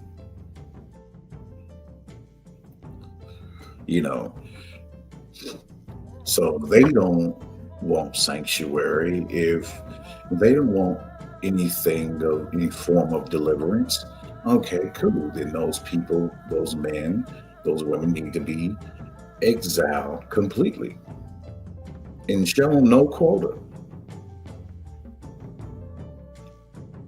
And I mean exile like on all fronts.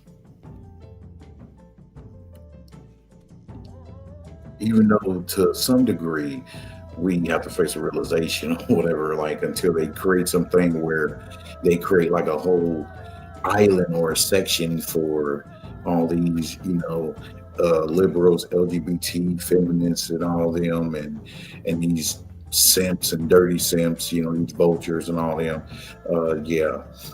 Until then, obviously, that would be a utopia. If we can create that kind of separation. But in reality, okay, we realize that we're going to have to deal with them. So in dealing with these people, we just strengthen our awareness. These are some of the things around the things you and others have said as well. Strengthen our awareness and just know, just so we can know what we're dealing with and how thus therefore to operate. That's what I'm going to keep on screaming to the mountaintops, damn it, as I continue to soar and pursue greatness. Especially this new year. Amen. Because, and also these are the same people we're talking about, men and women, that literally, to some degree, get off on causing others misery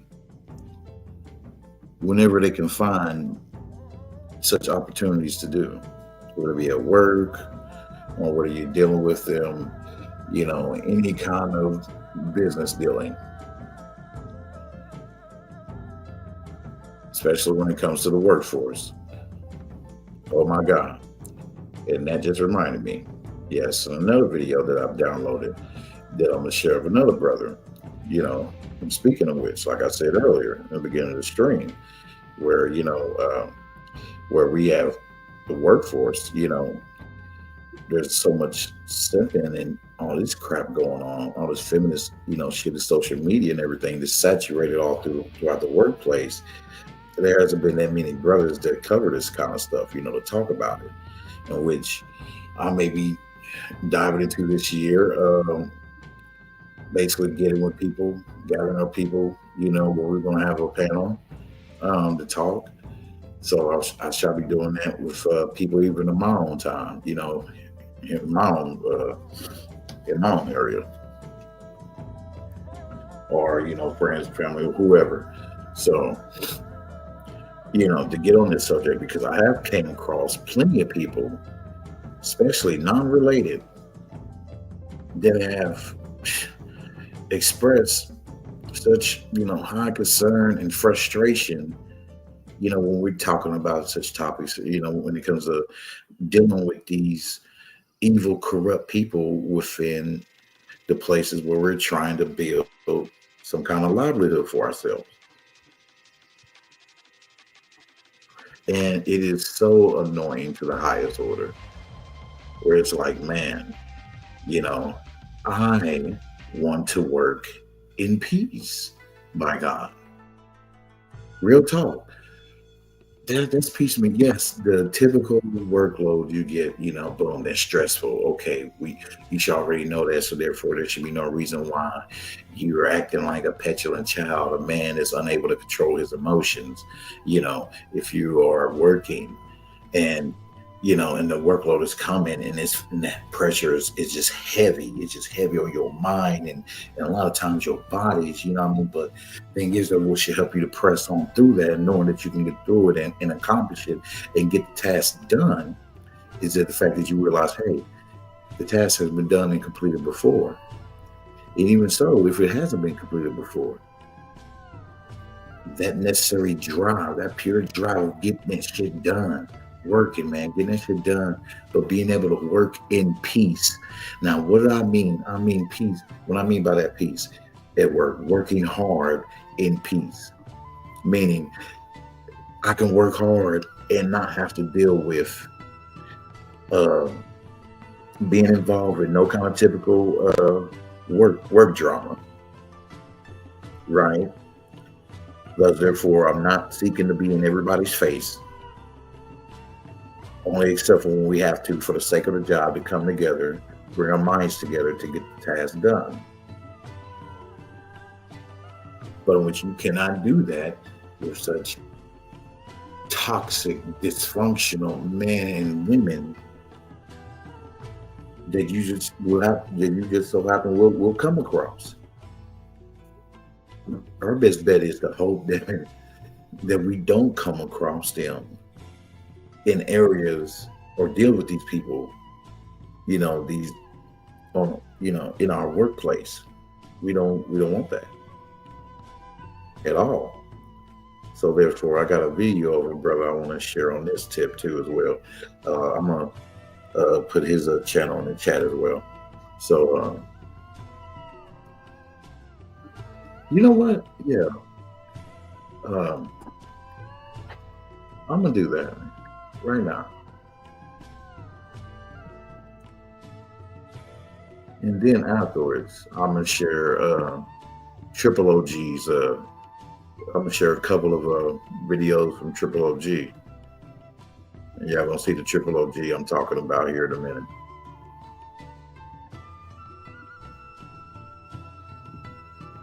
I'm looking for the wrong thing. Okay. There we go. Out of there.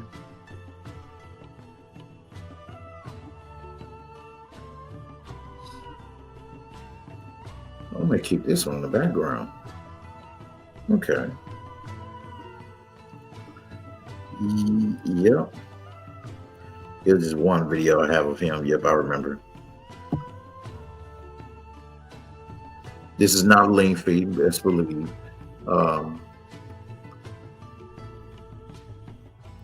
About good under 30 minutes, but it's worth it. Amen. So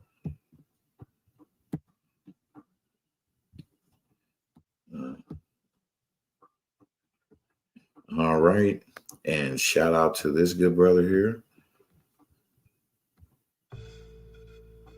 Okay, there we go. I went back. Shout out to this good brother here.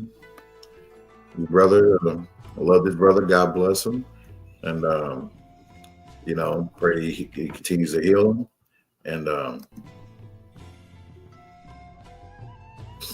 you know, and guide him and keep him in safe in his protection. Amen. So God bless you, brother Sean James.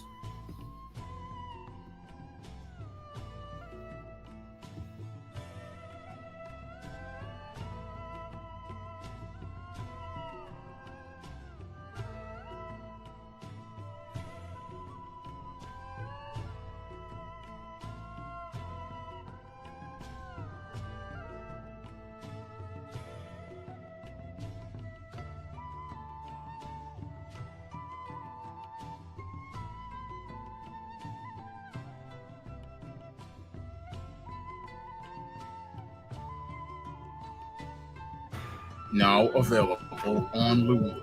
John Haynes at Death's Door. The man who rules the world takes on the Greek god of death in this action-packed, all-new John Haynes.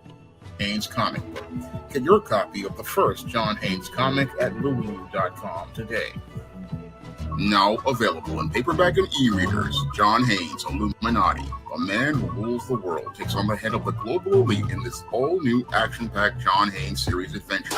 Get your copy of John Haynes Illuminati in paperback and e-readers at Amazon.com and online booksellers everywhere.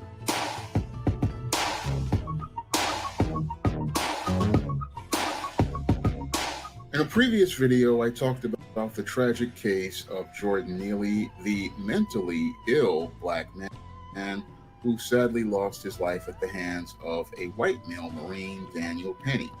And while many people were caught up in the controversy of the case, what they really don't want to talk about is the mental health issues that many black men wind up going through here in America.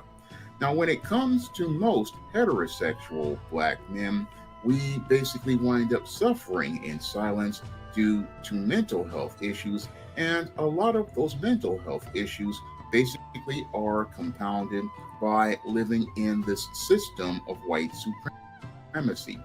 And as many heterosexual black men live in this system of white supremacy, they wind up in a place where their whole mental health deteriorates as they're trying to find a way to survive in a whole society that does not want them in that society or participating in that society at all. Now, when it comes to the system of white supremacy, the system of white supremacy wants to see black men, especially heterosexual black men, at the bottom of the world. And in order to make their world smooth, they need to see black men struggling in poverty, and struggling in poverty to the point where they basically are scraping by to just get their daily bread. And this is what leads to many black men having mental health issues, because as they try to find a way to make a living in this white supremacist system, they find themselves unable to be able to enter the job market and be able to not only get a job, but be able to continue to secure that job in order to build a life for themselves in this society. And this is basically what lays the foundation for a lot of the homeless population in cities like here in New York City, because a majority of the homeless population is black, and a majority of that homeless population are heterosexual black men.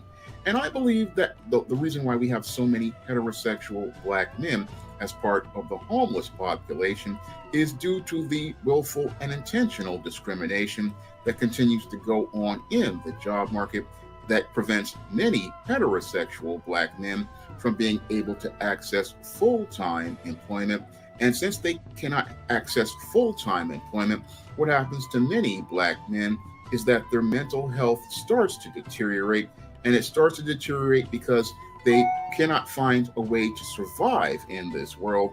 And since they can't find a way to survive in this world, what happens to many heterosexual black men is as their finances and savings start to go down, what these men start to do is they start to become desperate, and as their whole lives wind up falling completely apart, what happens is those men wind up on the streets, and as they wind up on the streets, they basically have to deal with their mental health deteriorating because they're dealing with anxiety, and as they're dealing with this anxiety as related to trying to find a way to make a living and try to find a way to basically try to find a way to live in this society, what happens is these men wind up on the streets, and as they wind up on the streets, this is where they start to possibly start escaping through drugs and alcohol, because again, when you're anxious all the time, basically what you do is you try to escape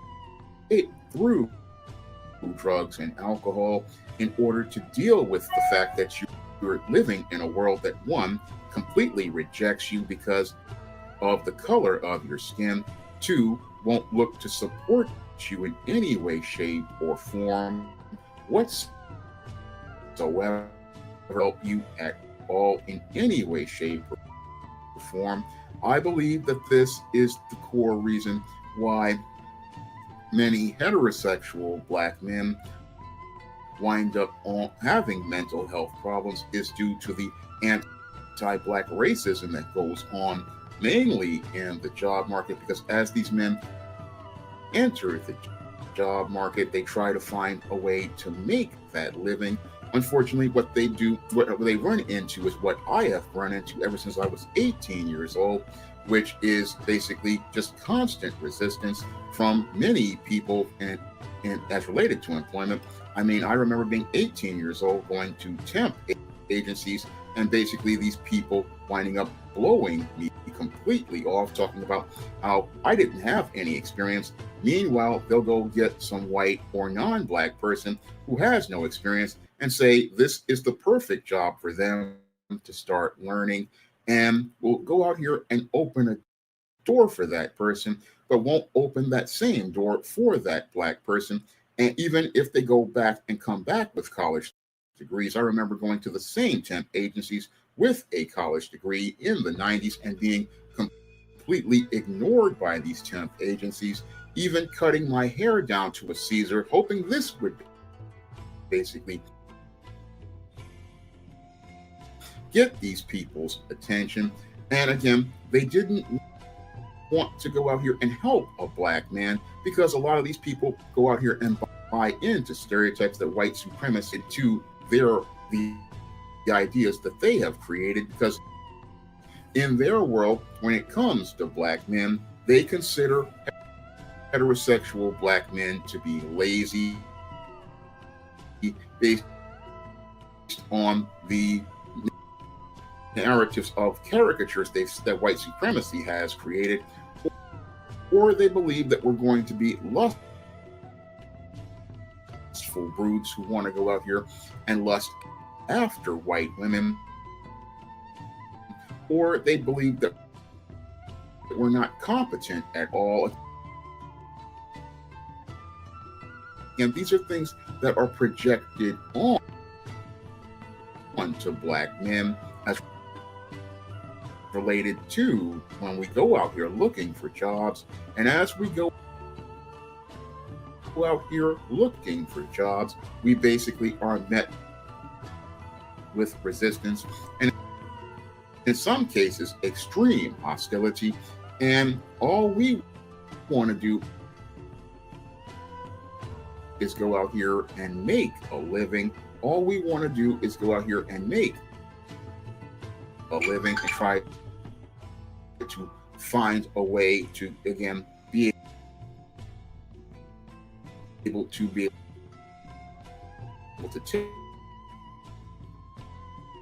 take care of ourselves and be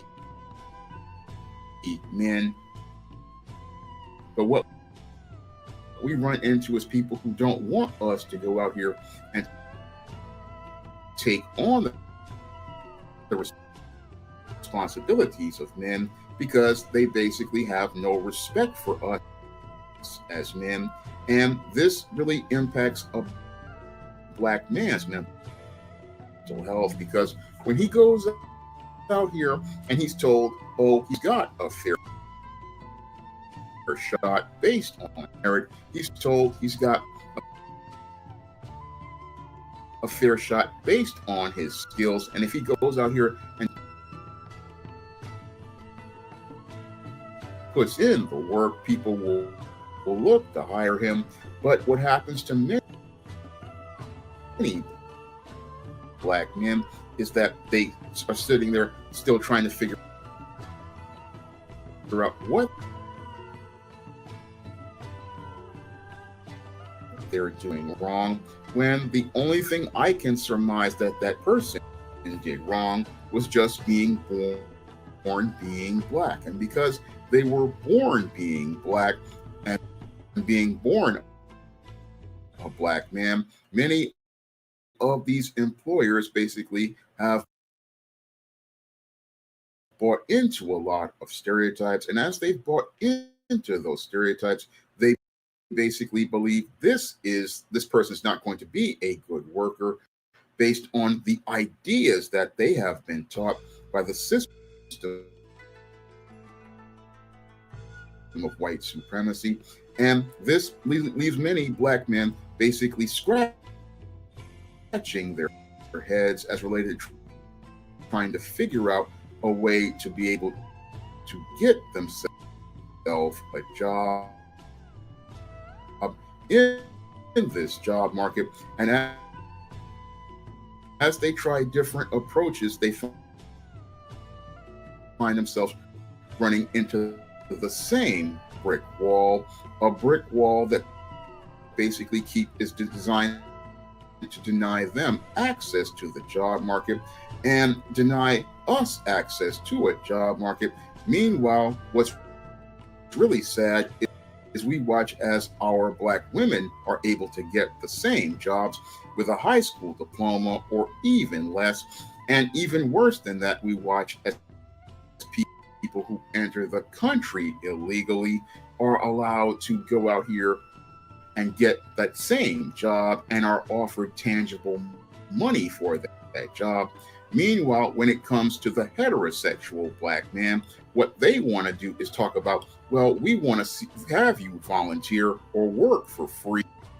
Again, the ultimate disrespect to the heterosexual black man as related to his labor. Everyone else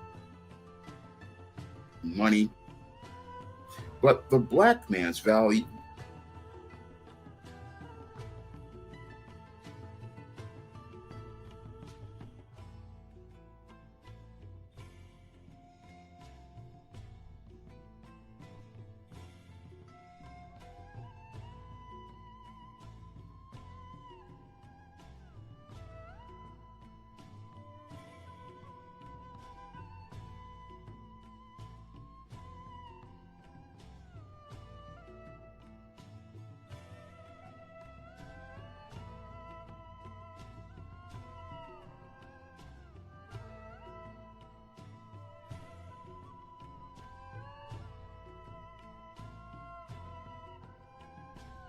nigh impossible to even get any sort of interview or any sort of phone.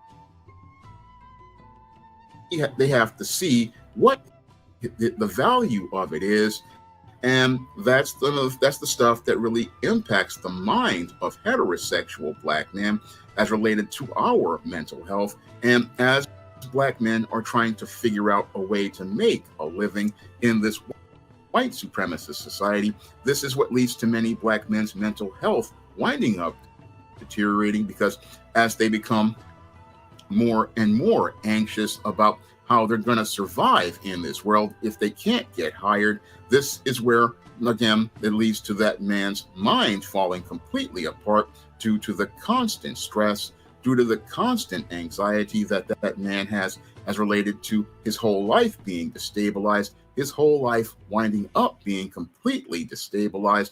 And as he's trying to find a way to, again, make that living where it's nigh impossible to even get any sort of interview or any sort of phone call or even get a call back, this is where this man starts to go from becoming anxious to panicking.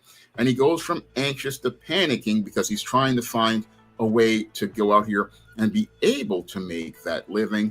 That's what is, I believe, stresses out a lot of black men who have these mental health issues. They wind up in this situation because they wind up not being able to get that job. And I believe that's one of the reasons why so many black men have wound up with mental health issues, and quite a few have wound up in becoming homeless, is because they wind up in a situation where they have to go, if once they're trying to find jobs, one, two, they're winding up going out here, and if they do get that job, what they do is run into an environment where basically everybody wants to get that black man out of that job, whether it be the white people and non-black, basically want to get that black man out because they have bought into a lot of stereotypes when it comes to many of these folks. Oh, the black man is lazy. The black man doesn't want to do anything. Again, constantly scrutinizing everything that you are doing on the job at a microscopic level and micromanaging you. Or you've got black women who basically are upset that they are projecting all of their anger and frustrations as related to the pookie boyfriends or the ex-husbands or the baby daddies that they have on you. Or you've got some white folks who basically are just caught up in their racism and can't stand the idea of a black man's presence. And again, as that black man is dealing with that pressure of that hostile work environment, they basically are trying to push that black man out just as he's trying to get his life together. And as that black man is trying to get his life together, then he's wind up struggling again because he's in an environment where he's not welcome. And I believe this all has an impact on a black man's mental health. I believe it has an impact on a black man's mental health because that black man is not in an environment where he's supported. He's not in an environment where he has any sort of anybody caring about him. And again, this basically leads to that black man, after he possibly winds up losing that job, again, winding up going to the point where his mental health starts to deteriorate because as he's trying to, again, find that next job, he winds up in a situation where his whole life falls completely apart. And that's what I'm thinking about as related to a lot of black men who have mental health issues. A lot of them have mental health issues due to their economic situation, an economic situation that is created by people who willfully and intentionally participate in open discrimination and basically look to cover it up with their female-run HR brick walls and their white knights who want to, again, cover it all up and say, oh, we're not discriminating against black men, when in actuality, when you see who's hired, in most cases, they go out here and hire black women and minorities to cover it up. But meanwhile, these black men are out here looking for work, trying to go out here and make that living, but you just run into resistance. And again, as you run into this resistance for years at a time, the pressure starts to get to that black man. And as it starts to get to that black man, this is what leads to many black men winding up cracking and winding up on the streets because they were basically never given that chance to be able to make that living. And many of these white supremacists, the only black men they want to see on the job are men who are begging and groveling for their dignity, to look to deny that black man his right to be respected and deny him a right to make a living. And what's even worse is that you've got black women and non-blacks programmed to believe it's okay to deny that black man a right to make a living, deny that black man a right to be able to go out here and be able to go out here and build a life for himself, because in their eyes, the black man doesn't deserve that at all. No, they demonize the black man and have nothing but contempt for that black man and walk right by that black man who could have basically been somebody who could have been contributing to your society. And again, they don't value that black man as related to paying taxes. They don't value that black man as related to him building anything or contributing to society, because they value an illegal who enters the country illegal more, because you offer the illegal money. When the illegal comes to work for white folks and non-black folks off the books, at least they are offered the tangible of money. But when it comes to the foundational black American man, especially if he's heterosexual, he's the one they don't value as a human being, and they don't value his life at all. No, they don't value his life at all. And because they don't value his life at all, they are willing to let him fall through the cracks and let him fall through the cracks until he dies. That's the sad case of Western society, especially American society, as related to heterosexual black men. They would rather let that mentally ill black man fall through the cracks to the point where he dies a John Doe and winds up buried in Potter's Field. They don't even want that black man to have the respect of being able to even have a tombstone as related to his to showing he even existed. that's the whole cruel thing about this country as related to black men. And when it comes to the mental health of black men, they don't regard the mental health of black men who basically are struggling as related to their mental health. And I believe a lot of it has to do with a lot of black men not being able to get and keep these jobs because of the hostility and anti-black racism that we have to deal with in this society. And this is why so many black men fall through the cracks, because many of these black men, I guess if they were on the street and you started talking to those black men, you would start to hear that many of these black men made every effort to try to get their lives in order. But what they run into is this whole resistance by society, because these white supremacists don't want to see a black man have any sort of power whatsoever, and they don't want to see a black man have any sort of power whatsoever, to the point where they basically want to take away every ability of him to be even able to, again, make a basic living, and don't want to even give him the intangibles of his respect. And that can, again, affect a black man's mind. It can affect a black man's mind to the point where he feels so dehumanized, because he has seen no one ever seeing his humanity, no one ever seeing him as a soul that deserves any sort of respect. And that's the sad part, because many black folks themselves are programmed not to see the humanity of other black people, especially other black men, and it's so dehumanized to not see the humanity of another black man that we basically, again, can walk by another black man and not look to, again, make that offer of a job, or that could basically transform a man's life. That's the saddest part about things. We don't really see the humanity of black men. And in this society, we don't see the humanity of black men, because the time to help that black man, and it was when that guy is about 17, 18 years old, about to get that first job. That's when you could help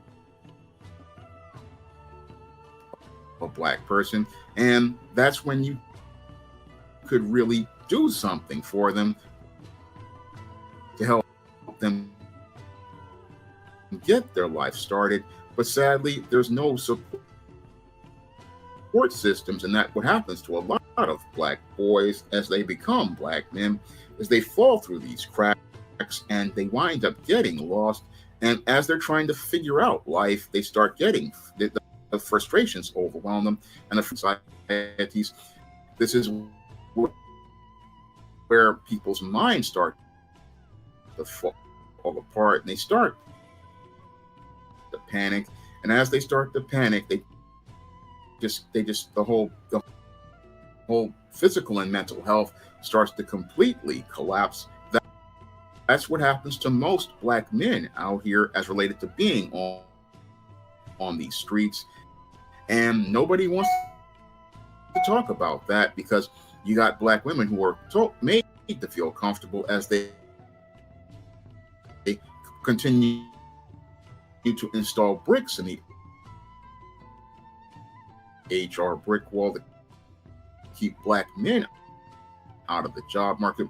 You've got the white supremacists who hire non-blacks and put them in power positions, and they use their power to create a buffer, and all of them keep black men out of the job market. And again, this keeps black men at the bottom of the world. And as those black men are at the bottom of the world, again, no support at all.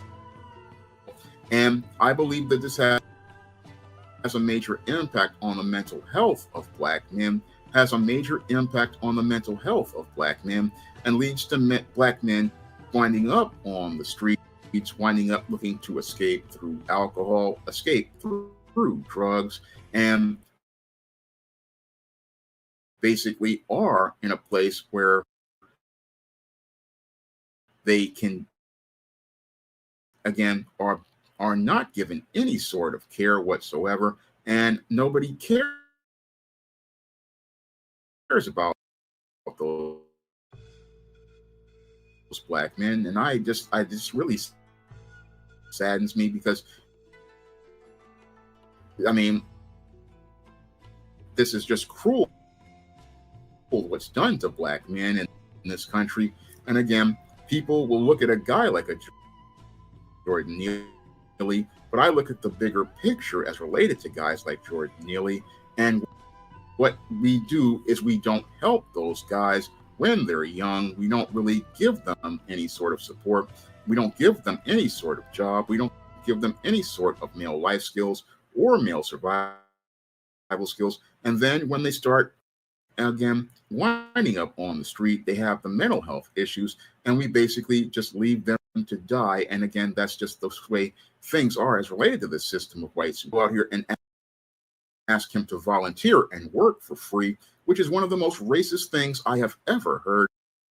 You can ask a person who, again, enters the country illegally to work off the books. You'll give him cash money, but you won't give that black man a job and pay him wages or pay him to the point where he can qualify for unemployment. And when he does get the job, you want to go out here and fire him. You want or plan to get him to quit his job.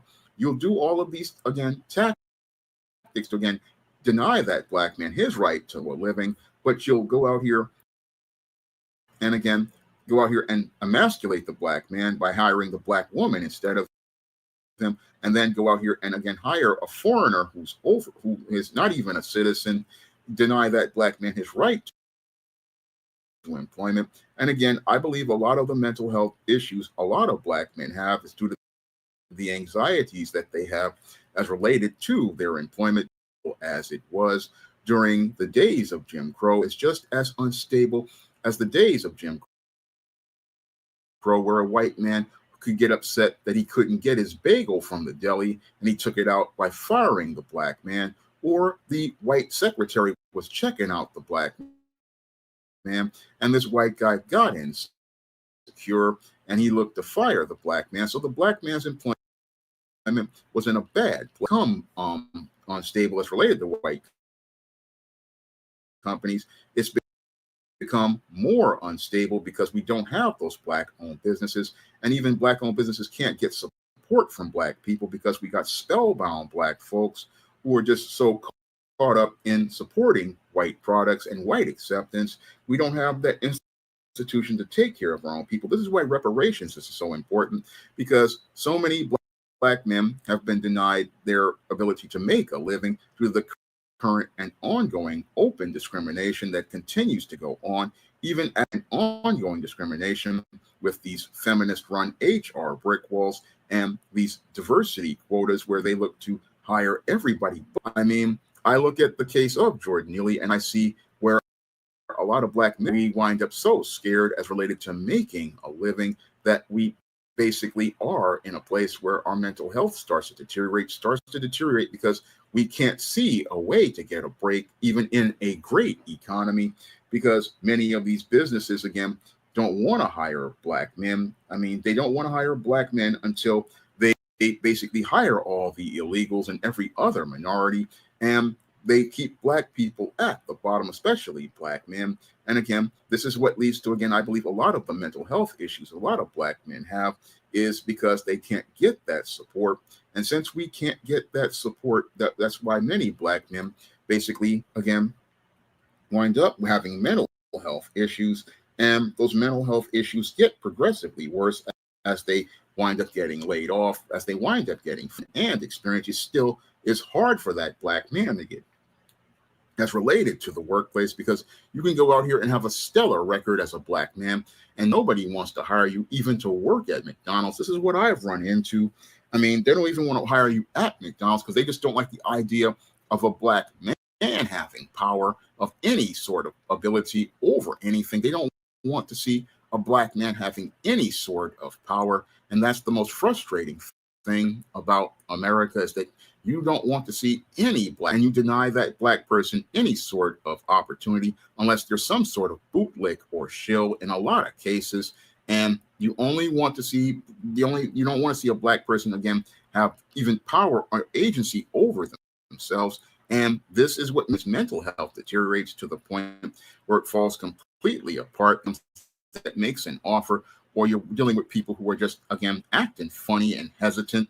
It's really frustrating. And again, many people don't know what is going on in the minds of black men as related to unemployment. Who wants to care about the issues of black men as related to things? No, they look at a case like a Jordan Neely and made a lot of folks that you're seeing on the trains who are black mentally ill is that they are having to deal with long-term issues as related to dealing with the system of white supremacy and their inability to be able to get opportunities to make that living, to achieve that American dream. Now, if you want to help me out, you can pick up some of my books on the SJS Direct Imprint, and you can also help out by dropping a donation to the Patreon, the PayPal, or the comment, rate, and subscribe. Now available when Dora gets enthralled in a romantic entanglement with an copy. Now available. Aspiring Angel tries to escape a house of horrors in this action-packed, all-new Esteem series adventure. Get your copy of Esteem, Horror in the Hamptons in paperback and e-readers at online booksellers everywhere. Support Black-owned and Black-operated digital broadcast media. www.niceradionetwork.com. Nice Radio Network, broadcasting 24 hours a day, 7 days a week.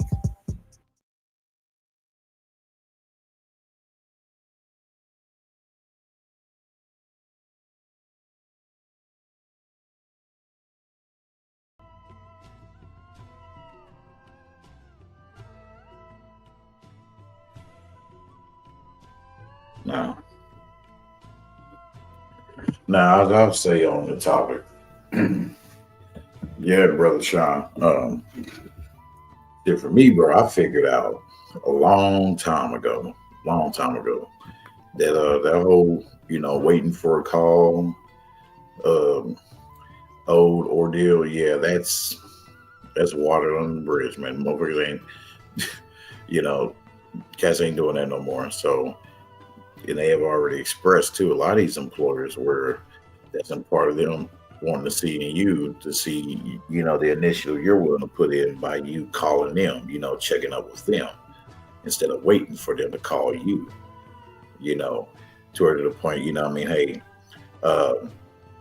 you can say to the point you can bug a job, bug these employers, until, you see what's up. But also, a lot of cats have the habit of hanging on one gig when that one job, is giving you the waiting game. You don't sit there and wait on just that one when you have a whole multitude of others. And he's right, man. And there's a lot of this shit in the workplace where they don't care to see any black men excelling, to a great degree, unless you're one of those, unless you're a bootlick. A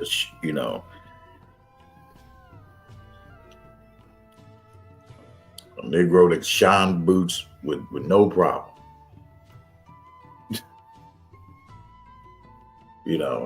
It's like only then, because you display any kind of backbone in these places as a man, as a black man, yeah, they'll try to bring the hammer down on you for it. Like you can't work and be a true natural man as God intended.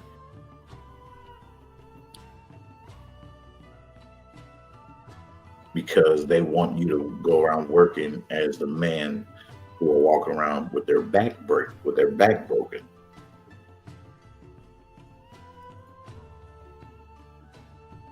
You see, and I forgot about there was another video that I was going to share of Brother Sean, but check him out, put his channel in there, and you can look it up, where he addresses more than once of simps in the workplace, and he got a little book out, where he has a title saying "Stop Sipping in the Workplace." And it's cool, you know, hey, to want to reach out to these dudes, you know what I mean, that are, if you will, they are immersed in this, in the whole powerful this jutsu, you know, to where, hey, you know, it's good for them to at least, you know, for you to plant the, you know, throw the seeds out there to see if it'll grow. But trying to force it down their throat, man, you know, it's not going to work, bro. It's not going to work. But one thing that should and must stand as what we over here in the Hama Force is representing is the fact that I don't give a damn where you at. Job, on a mountain, on a boat, anywhere on this earth, you keep your back strong. You hear me? You keep your back strong. And guess what? You may be fired from a job for it. You know, it may cause you to lose friendships, you know, those branches that are not bearing good fruit, you know, shall be cut. They shall be cut off from the vine.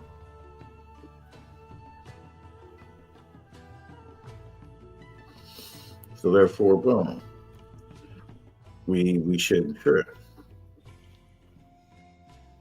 A lot of people don't want to face such truths because they're scared of losing certain relationships. They feel the seed is not being fruitful for them.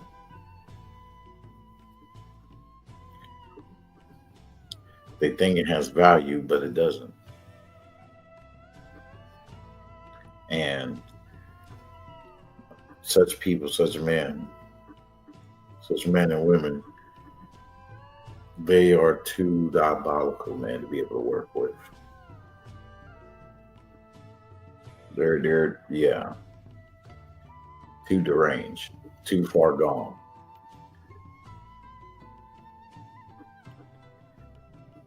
They swim in the pool of evil. Trying to pull one out will be pulling yourself in, causing you to be drained of your life force till you sunk into the abyss. Appreciate those that came through. Shout out to you guys. Shout out to you brothers. Thank y'all. Happy New Year. Amen. And Happy New Year to you, Brother Sean. You're out there. Hey, thanks for coming through. But yeah, so it's just, man, that's the thing that's missing. Because think about it. When one loses their job, right, because over some simp situation, you know what I mean, that really has nothing to do with you on your end, but it's these other bastards and bastards. And, you know, and then you have cats who will be outside looking in when you try to explain the situation. They are a couple of screws maybe loose, or of their programming, because they fail to see and realize that when one loses a job now these days, it is not that one's fault, because of the existence of falsification, falsehood.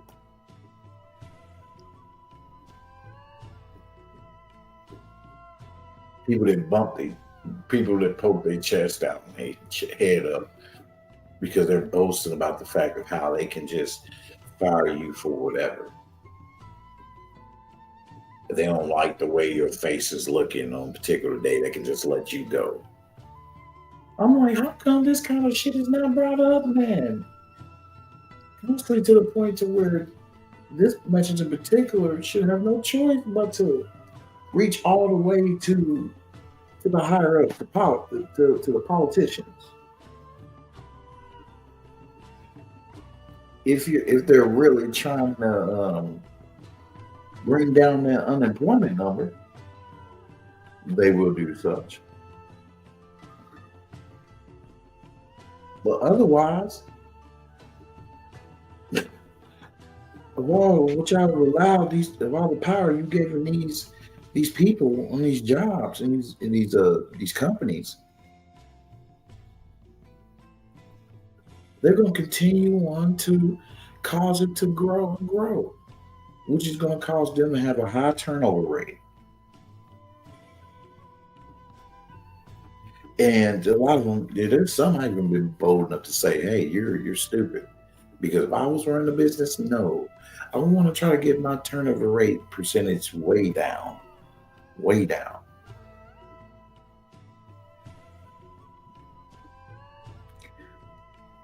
Because one can rule to a degree with an iron fist. Their crew, their employees, but also be wise at the same time. Not a foolish governor, a foolish manager. And a foolish manager is one who will allow such wicked, evil behaviors on their job that will cause good people, good men and women, in fact, to be let go from their job, from their position. All because that particular manager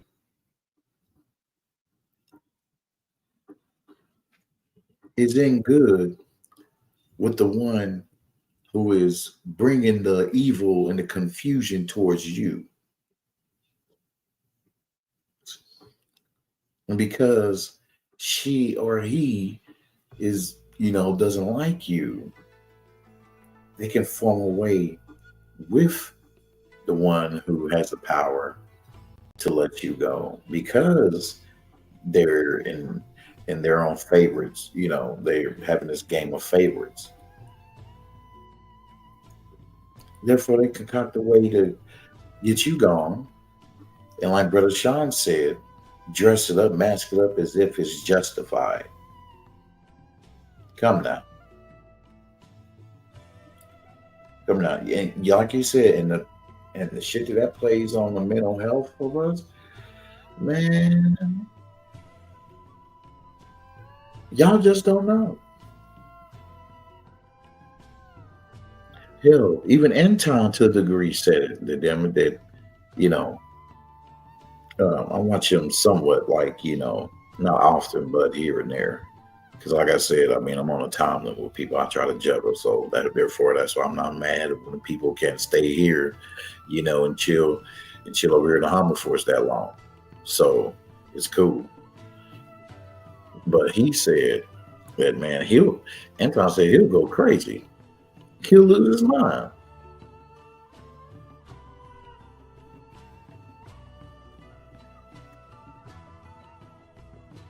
Because I have had such experiences before, which is why I can resonate strongly on this. Because being the man on the wall, I'm sitting back observing all you cats and what you're talking about, especially after all these years. And that's one big subject, man, that I wish you guys would have been tackled on more, so just as much as you guys did with, these other topics.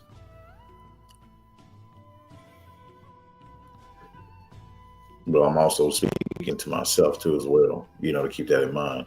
Therefore, like I said, I would like to gather people together and they're going to share their experiences of dealing with shitty employers and other co-workers. and other shitty coworkers, just to basically express to you guys all the levels of confusion that be going on jobs. Tell me why one gig, right? One warehouse job I used to work at years ago. Man, I feel old as shit now. I used to work at years ago. Yeah, I still even have the pictures I took with a few employees. And there,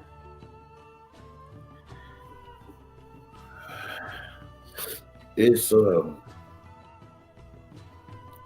there's a level of confusion there, but it's still the same shit. Tell me why here, right? A guy got caught screwing on the parking lot at the job. And because this man is in the favorites, he doesn't get fired. It's kept on the hush hush. But let it be anybody else, obviously. So yeah, they'll be gone immediately. Cats sleeping on the job. The favorites get to stay. Those who are not get fired. If they get caught sleeping, dozing off. So, and thank God none interfered too. The manager should step back because, like I said, there was one day where this dude, I kind of checked his ass. I'm like, hey, I told him and his little girl he was talking to. I'm like, hey, man, tell your boy, man, he lazy as shit. He came back. He was like, hey, man, you got a problem? Yeah, nigga. I do, little boy. Yeah. Because why? Because your ass want to be on some lazy shit, avoid the workload, and basically putting more pressure on the rest of us.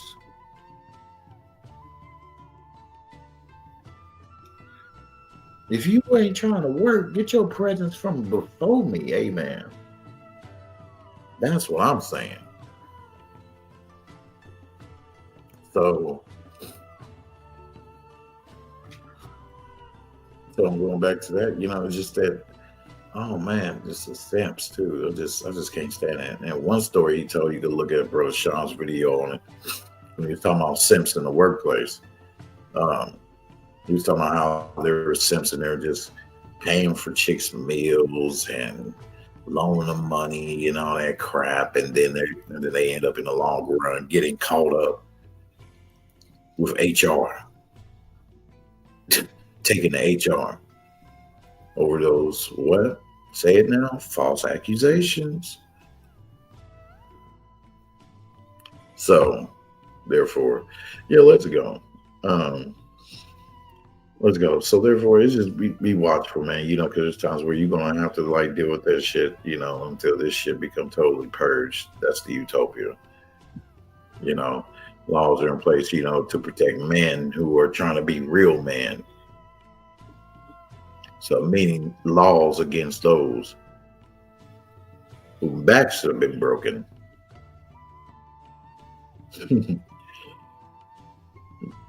Because those whose backs have been broken have been having a lot to say against us real men that are standing on what's righteous.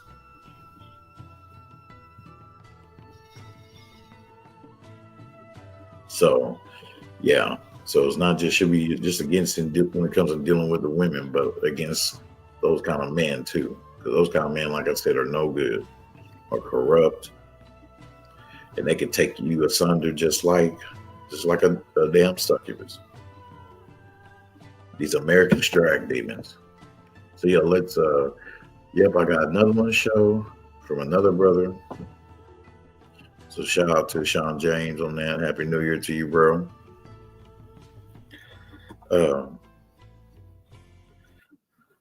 Okay. And as again, I'm on mute so this can play. Hopefully he doesn't have problems playing while the music is playing in the background. If it does, I'll cut it off. Okay, here we go.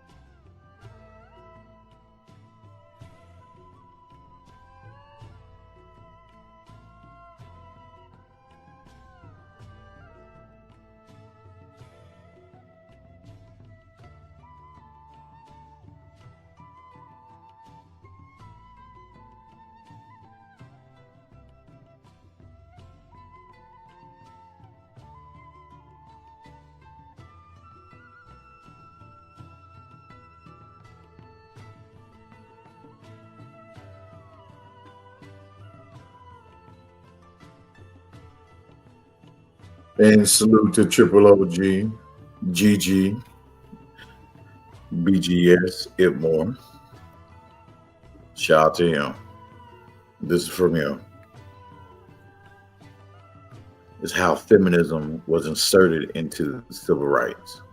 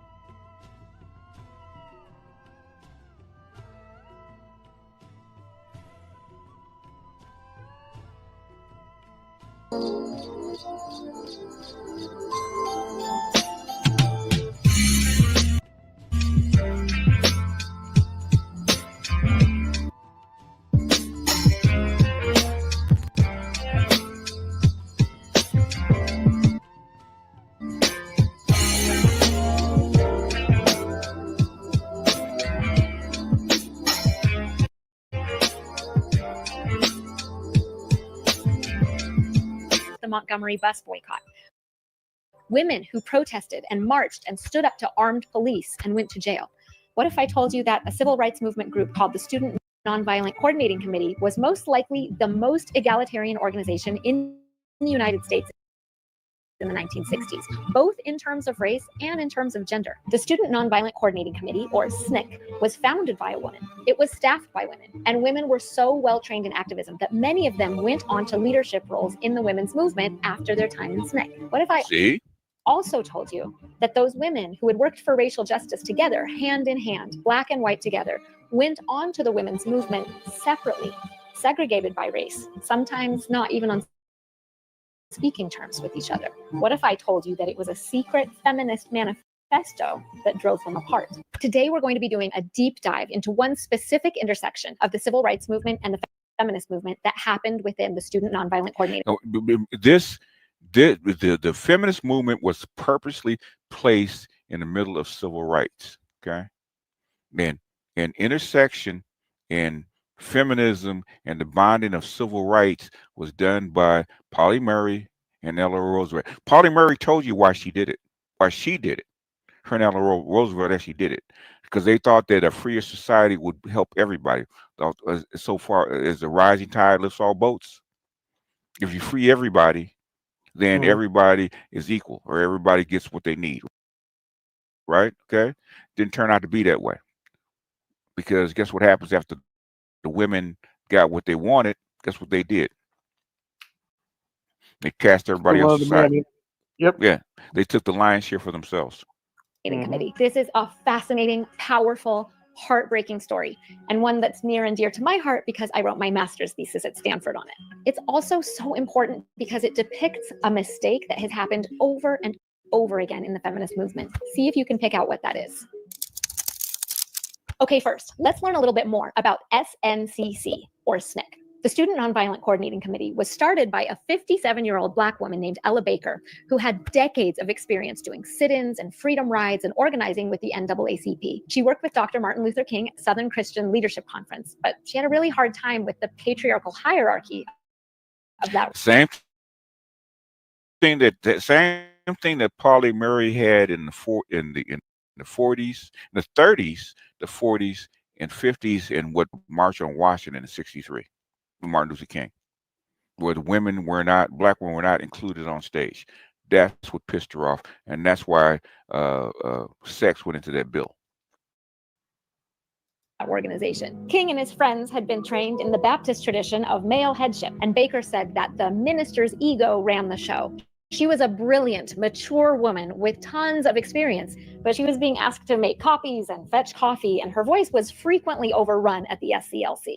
Then, in 1960, college students started lunch counter sit-ins in Greensboro, North Carolina, and they ignited a protest movement across the South. Ella Baker recognized the Actually, the college sit-ins, according to Murray, started in the I do believe in the 30s, okay, in the 40s, coming out of Howard, and started in DC and other places around it. So the sit-ins were actually older than the 60s. Potential to electrify the civil rights movement with youthful energy. And so when Dr. King suggested that the students fall under his leadership at the Southern Christian Leadership Conference, Baker disagreed. She gathered the students and encouraged them to form their own group and do things their own way.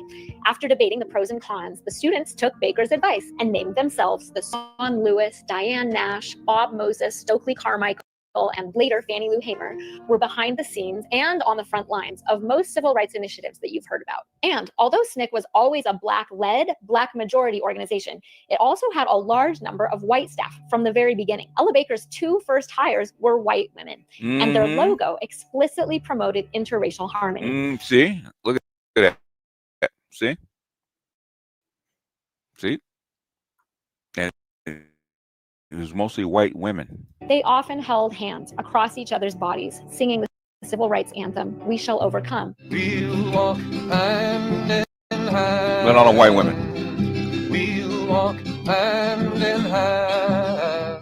In order to understand what happened between Black and white women in SNCC, we need to look at what these students were carrying inside them when they met each other. We all carry our experiences inside of us, and sometimes we don't realize how much our histories affect us. These two figures, for example, are holding hands at the same time in the same place. They're both at the March on Washington in 1963, and both of them are women.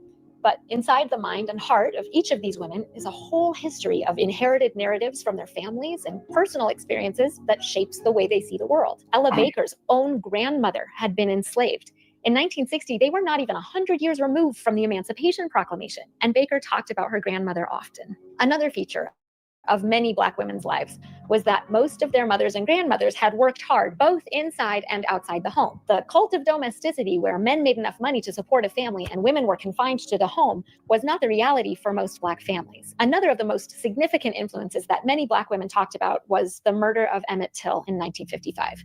Emmett Till was 14 years old when he was brutally lynched for allegedly whistling at a white woman. Till's mother had photos of her son's body published in Jet magazine, and several SNCC women wrote that they remembered their parents trying to hide those images from them when they were little. Many SNCC workers were exactly Till's age when he was killed, and SNCC worker Dory Ladner wrote, "Ours was the Emmett Till generation. No other single incident had a more profound impact on so many people who came into SNCC. He could have been one of our brothers." At the same time, many white women were growing up in what some people called a different America. One of the issues that impacted many white women entering civil rights work was a growing awareness of women's subordination. Simone de Beauvoir's The Second Sex had just been published in America in 1953, and many of the white women who would go on to work in SNCC had read Beauvoir during college. As white women realized their second-class status in society, they became aware that they were relegated to all of the housework and care work at home, and when white women did work outside of the home, they were often confined to secretarial work. Women who were educated and qualified for leadership It sounds a lot like Ella Baker, right? That's how come she took to it. Were often limited to jobs supporting male executives, and they were starting to become very sensitive to gender stereotype tasks such as typing, taking minutes of meetings, and making copies. So with these different background experiences, women entered SNCC. By all accounts, these women loved each other deeply. They worked together doing different tasks, lives together. SNCC members, including women, literally faced down the KKK. They were beaten on the bridge in Selma with Dr. King. They changed the world together. And they There didn't be no white women on the bridge. thought of each other like family. But then came Freedom Summer of 1964. In the early 1960s, violence in the South was in its reluctance to intervene. Most of the nation was largely unaware of the voter suppression and of the terrorism unfolding in the South. So SNCC and other civil rights organizations decided to drive attention to the situation by bringing college students, mostly Northern, mostly white college students, to Mississippi. They hoped that the presence of young white Americans would bring publicity that would put pressure on the government. So in the summer of 1964, nearly 1,000 volunteers came down to the South, many of them white kids from elite colleges. There were several events that occurred during Freedom Summer that changed the racial dynamic broadly within SNCC and specifically for the women. First, in the very first week of Freedom Summer training in June 1964, 2 white men from New York and 1 black man from Mississippi were kidnapped by white supremacists. This event was depicted in the 1988 movie Mississippi Burning. While thousands of black men had disappeared and been lynched with no media attention or government intervention, in this case, where 2 white boys from New York were among the victims, the case generated national outrage and involvement of the FBI, which led to their bodies being found in August. Rita Schwerner, the widow of Mickey Schwerner, who was one of the victims, commented that if James Chaney, who was black, had gone missing by himself, his disappearance would have gone unnoticed. And she was right. Within SNCC, the reality set in that America really did value the lives of the white volunteers more than black lives. This created a terribly difficult ambivalence toward the white volunteers. Ella Baker famously said, "Until the killing of black men, black mothers' sons becomes as important to the rest of the country as the killing of a white mother's son, we who believe in freedom cannot rest until this happens." Another huge racial tension caused by Freedom Summer was the occurrence of interracial dating. The thing that would make white supremacists the most rabidly angry Here we go. was the idea of what they called race mixing. This ideology also had roots in patriarchy. White men didn't consider race mixing as much of a problem if it was a white man with a black woman. White men had claimed sexual ownership of black women. Yeah, it had been that way for a very long time. Since the days of enslavement. But a black man could not be tolerated defiling a white man's woman, a woman he owned. And according to the thinking at the time, white women were pure and innocent and childlike and needed protection from black men, whom white men saw. White women propagated that myth too, so it wasn't just white men doing it. As predators. For this reason, many SNCC leaders prohibited black men and white women from even being seen together in order to keep black men safe. Yep. And that was the original reason why black men were not allowed to be around white women, for that very reason. Lynchings were a very real, constant threat, especially in rural Mississippi, where SNCC did much of its work. This meant that white women who showed up in SNCC and wanted to help were placed away from black men. They were. But you notice the white woman says that white men and black women were never a problem. Nope. Okay. Daughters of the trade, anybody? Daughters of the trade. So the divesting goes way, way, way back. Okay. So the divesting is not new. Often assigned to work indoors, behind the scenes, often in offices and schools. For women who joined SNCC as new volunteers during Freedom Summer, this could look on the outside like sexism. Knowing what we know about some of these white women's sensitivities about being kept inside, doing typing and office work, we can predict how they might feel about it. Now, it's important to point out that Black SNCC women worked as typists too, but they also worked outside in public doing everything Black men did, including holding leadership positions, because the presence of Black women didn't endanger Black men. Exactly. You can imagine that if Black men and white women weren't supposed to even be seen in public together, they really couldn't have visible romantic relationships. That is true. SNCC leader Charles Sherrod was very strict about prohibiting. Yeah. Now, I can confirm what she mentioned about Dr. King and that particular set of Baptist preachers. They are very patriarchal. Yes. Yeah. The Gaddafi, don't get it twisted. Gaddafi was still in there, but my pastor that baptized me very patriarchal. Yeah, patriarchal leaning. Yeah. Yeah, and, leaning. In leaning, yeah. Even though when they went home, there was a different reality. But that's very common even in the matriarchy, okay, where your leadership will be male. Yeah, Because he was not on women preaching at all. no, and most of the women are, because my mother is still against that. She's in her 80s, okay. Mm-hmm. I used to hear my mother say, well, basically, women ain't got no business in the pulpit. Yeah, well, Yeah. my sister disagrees, but Yeah, your sister does, but I'm saying my mother. Unless your sister is 80 years old. no, but she is 70. Yeah, so she's a boomer. Prohibiting interracial dating, calling the rules the anti-lynch code. But many of these relationships happened, and there are many ways of seeing this. On one hand, it's understandable. They were 20 years old. They were working and living together and risking their lives for each other, and they were flooded with hormones of 20-year-olds and didn't have fully developed adult brains yet to help them override those feelings. Also, many young people saw these relationships as the ultimate act of rebelling against segregation, which totally makes sense. On the other hand, white women's presence really did endanger Black men. At the same time, Black men were frequently scorned by their peers if they admitted to dating a white woman. They called it backsliding. So sometimes Black men and white women would have a consensual relationship in private, but then the man wouldn't acknowledge her in public. This understandably caused a lot of hurt feelings for the woman, and it looked and felt sexist for a man to sleep with a woman and then not even acknowledge her the next day in front of his friends. In fact, one white woman named Elaine Delott experienced this exact situation, and it hurt her deeply and made her really angry. Keep her in mind, because she's going to come up again in a minute when we talk about that feminist manifesto. So, in the summer of 1964, there were 4 white women living in Literacy House together. They were Casey Hayden, who grew up in the South and had defied segregation her whole life. Hayden had been with SNCC almost since the very beginning, and she was very close friends with Ella Baker and John Lewis. Mary King. Mary King graduated from Ohio Wesleyan University with a degree in English and apparently showed up to SNCC and said, "How can I help?"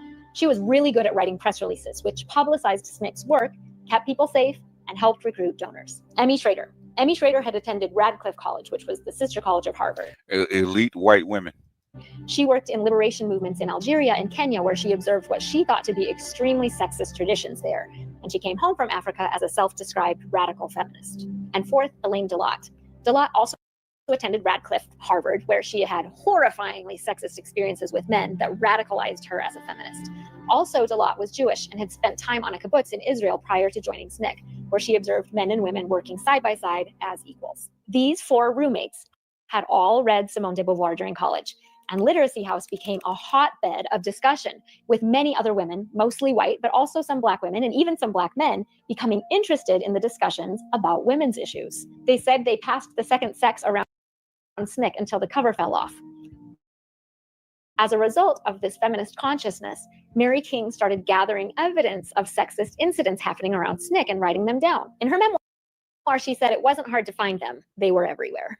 So now we arrive in November of 1964, when the leader of SNCC, James Forman, called for a conference in Waveland, Mississippi. Many different currents were converging at this conference, and one current is that these 4 white women had started developing a robust awareness of women's issues. But panning out to the bigger picture, SNCC had been traumatized by violence, including constant jailings and beatings and the fear of lynching. SNCC leader James Forman called this retreat to try to heal wounds and determine a way forward. Forman had solicited position papers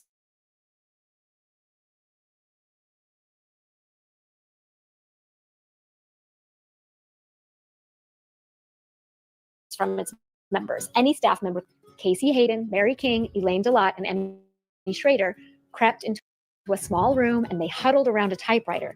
And in hushed voices, they composed a secret manifesto about the position of women in SNCC. They then dropped it in a basket along with 40 other position papers and snuck back to bed. The following day, all of the papers were read out loud, including the anonymous position paper. Here are some highlights from their paper. Although there are some women in a Mississippi project who have been working as long as some of the men, the leadership group is all men. A veteran of 2 years' work for SNCC in 2 states spends her day typing and doing clerical work for other people in her project. Capable, responsible, and experienced women who are in leadership positions can expect to have to defer to a man on their project for final decision-making. The average white person finds it difficult to understand understand why the Negro resents being called boy or being thought of as musical and athletic, because the average white person doesn't realize that he assumes he is superior. So too, the average SNCC worker finds it difficult to discuss the woman problem because of the assumption of male superiority. Assumptions of male superiority are as widespread and deep-rooted and This every sounds bit as familiar. crippling to Yeah, the woman doesn't as it? the assumptions. Doesn't it? What do you hear of modern day intersectional feminists? What was that you said? History doesn't repeat itself, but it does rhyme. It huh? does rhyme. Yeah. These are the seeds of it, right? Okay. This was fed to black women. That's why I showed you. What's her name? Giovanni, No, not Giovanni. That's why I showed you. Well, I showed you Giovanni, but also what's her name? Okay. Polly Murray. No, the womanist, and what she was saying. See, in other words, this is where the split happened. Okay, because white women thought that, because of their experience, they thought that black women experienced the same thing from their men that they experienced from white men. It's not the same. Okay, that also happened in the 1850s with the suffragettes. They're assuming that that your black man is not as good as a white man, and basically if you elevate him to the role of a white man, he's going to be just as bad as the white man. White supremacy are to the Negro. The authors were anonymous, so everybody wondered who had written it. And at some point, we don't know when or how, people figured out that the paper had been written by a group of white women. We have conflicting accounts of how everybody responded to the paper. Mary King said that the four women endured crushing criticism, while Casey Hayden said it caused hardly a ripple. The only response to the Waveland paper that was recorded at the time was a joke that was made by Stokely Carmichael. After an exhausting day, the conference participants met on a dock in the moonlight with glasses of wine to sing and talk with their heads on each other's laps, as Casey Hayden recalled. Carmichael, in typical stand-up comedian fashion, stood up to deliver a wisecrack. What is the position of women in SNCC? He asked. The only position for women in SNCC is prone. Again, we have conflicting reports about how people took the joke. Mary King represented most people's recollection, saying that they all collapsed with hilarity. Elaine Delott, on the other hand, said, "I am dead certain that I did not laugh." Whatever women's reactions were at the time, this joke lived on in infamy, as you can see if you Google Stokely Carmichael.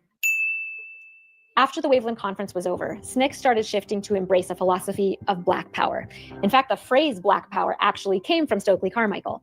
And in 1966, Black SNCC members voted to expel its remaining white staff, telling them to fight their own oppressors. Many Black SNCC members did not speak to white people again for years. To be clear, the women's position paper was not the only cause of the racial divide within SNCC. All the factors that we talked about earlier had fractured this family beyond repair. But we do know that the authors of the position paper thought the Black women would be on board with them, and they were surprised that they were not.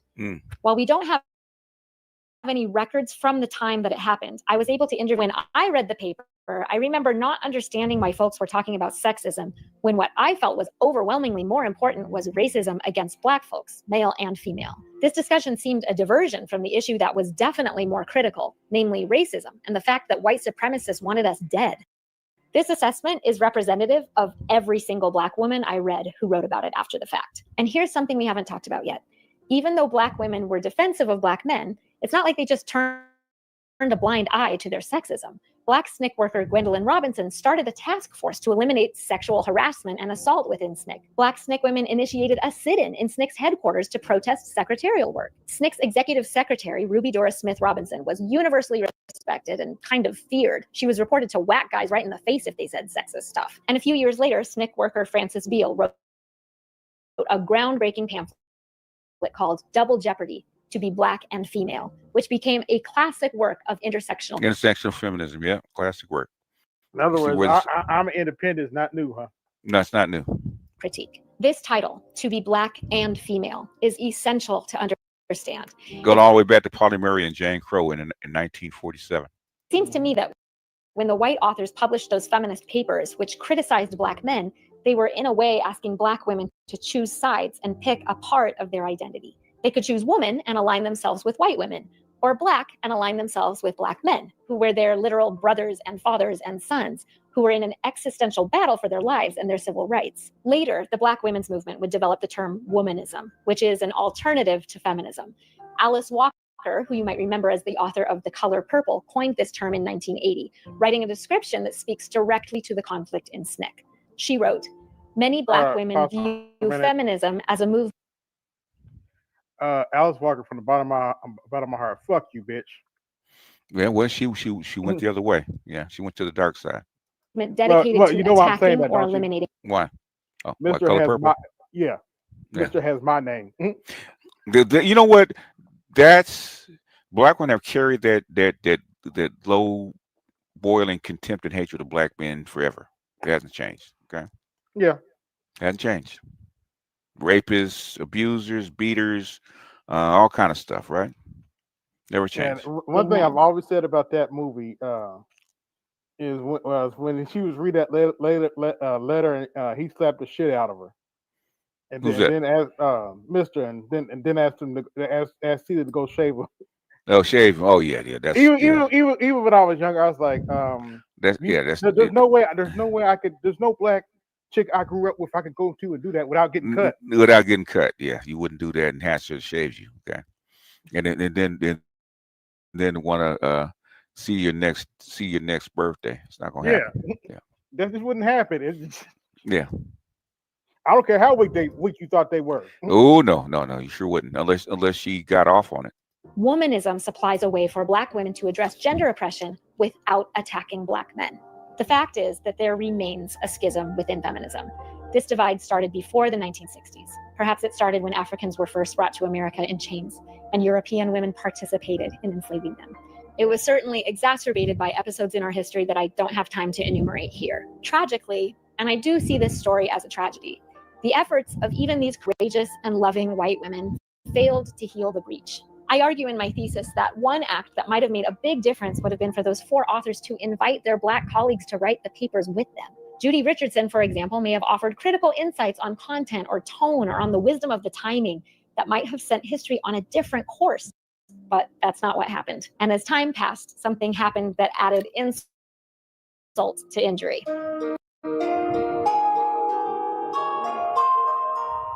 In 1979, 15 years after the Wavelength paper, Casey Hayden got a letter from white historian Sarah Evans, who was writing about the foundations of the women's liberation movement. And she wanted to know more about women in SNCC.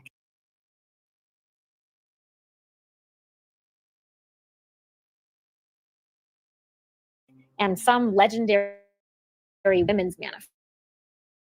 Evans wrote a book about SNCC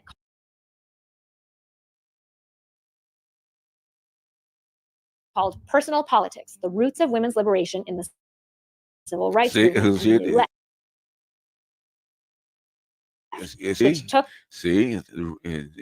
It was never supposed to be in the civil rights movements in the first. Along with Stokely Carmichael's joke, and painted SNCC as a snake pit of misogyny. That book became the defining topic during my master's degree. This was still the text that was recommended to me as the first thing to read, but a Black SNCC women, even women. It was at this point that Black women began to publish their own accounts of their time. Furious they were about their brothers being cast as sexist monsters with their muddy Delta boots on the necks of white women. Said, with their muddy Delta boots on the necks of white women. Jesus Christ. Stories, they will be written for us, and many minds, one heart. And I recommend them wholeheartedly to anyone who's interested in the civil rights movement or on the relationship between Black and white women. Which brings me back to my initial question about the intersections of the movements for racial and gender justice. Did you identify the missteps? For me, I think one of the most important things I've learned is that white Western women have historically imposed their women. Yeah. When often it's not. Let's make sure we are listening and that we never ever speak for another group of women. I personally am dedicated to healing this rift however I can, moving forward together. Tell me your thoughts in the comments. They want Black women back on their side. Okay. Interesting. Mm-hmm. I know the perfect way to heal this shit. Okay. Start a passport fund. That's what you gonna do. Oh, well, that has united them, that's for sure. Because in fact, I think the non-black men have basically taken over the hashtag, and they're becoming the face of it. Yeah, raggedy bastards, but it is what it is. It is what it is. Yeah. What else is new?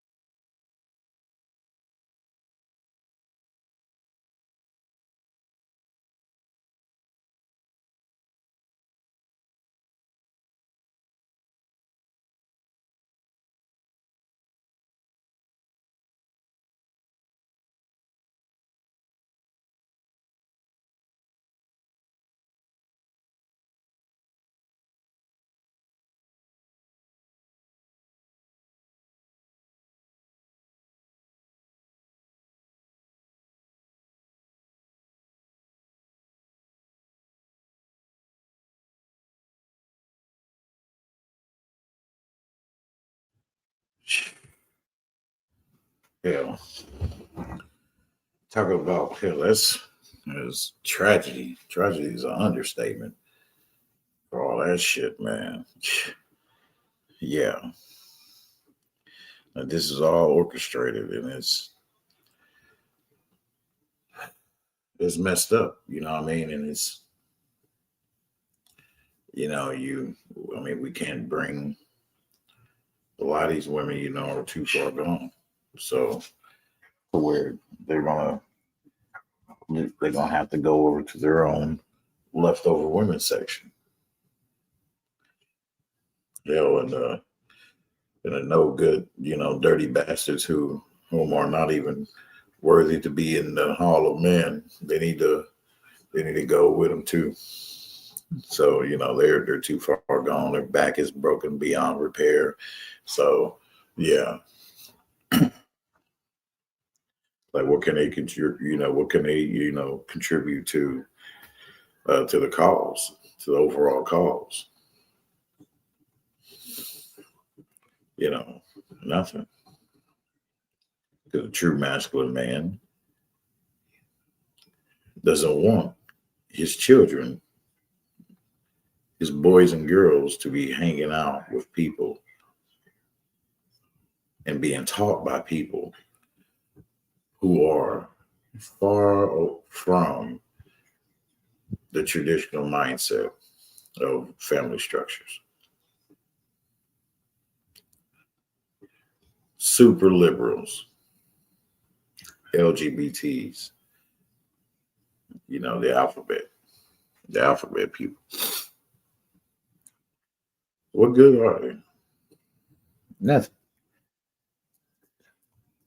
They can't bring forth nothing. And for black men to have gone through this shit all these years, fighting and what's been in black man's way, and for black men in the future, which is, you know, to this point now, you know, what these weak men have done towards us, that we now have suffered and, you know, have been dealing with, even now to this current, is the weak man. The weak men are in the way. They've been in the way. Weak black and white men.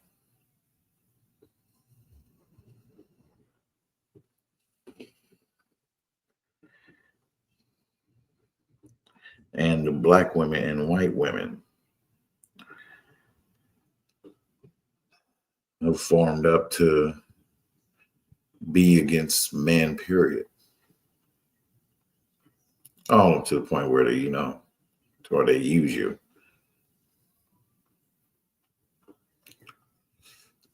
You know, have you as their pet, their crash test dummy, their ATM.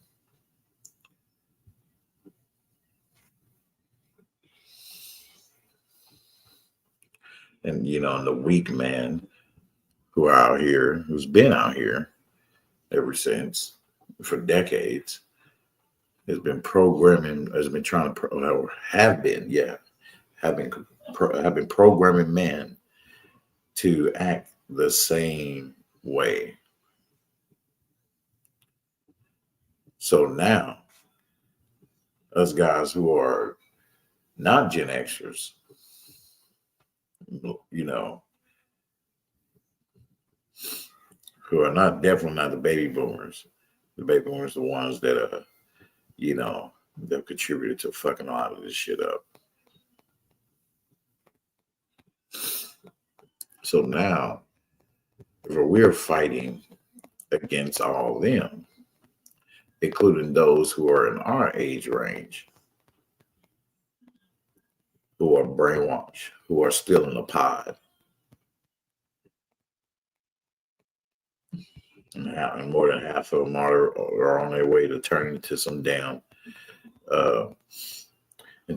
machines.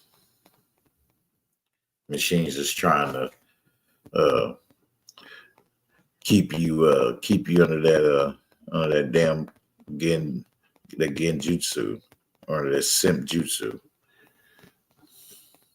And if you break out, they're trained to take you out, if you know what I mean.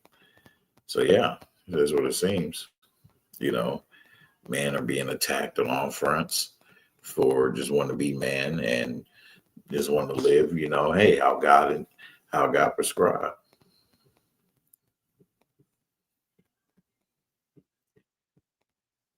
For family, build himself, good livelihood for him and his family, and dwell in that bliss. Dude, I'll tag it as beyond evil, man. You gotta be beyond evil, beyond saving. If you're black or white and you have a desire or want to cause harm to others, especially a predominantly black man, to the point to where, you want to cause a collapse in his financial state, mental and physical. And then since people really don't care like that at all, so therefore when we and this is my point versus what a lot of people will tell you, is that yes, over here in the Hama Force, yes, we are standing on what's righteous, even in the face of that. When you may have to physically deal with someone, check them on all that's righteous.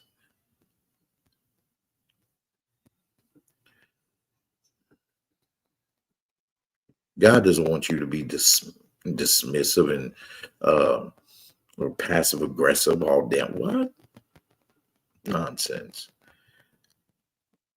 My Lord called you to be a warrior.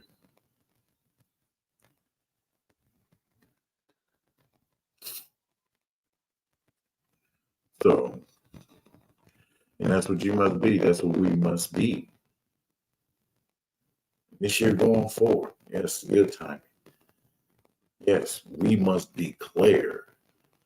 We must make that our declaration that we are willing to stand on all what's righteous, to exude holy wrath on those. Notice I'm not just dealing with being a mindless brute about it, just being on the physical. No, the physical, I'm talking about all around. You got to be willing to bring that force on all around, all the chambers, within yourself, your mental, your physical, and your spiritual. Your drive, your will of fire to keep it burning. That charge is on you. That charge is on you to allow yourself to be a bootleg, to be kissing these women, black women, white women, and these white men's asses. But guess what? Such a male creature shall not be welcome in the hall of men. Such creature does not deserve to be in the glorious masculinity universe.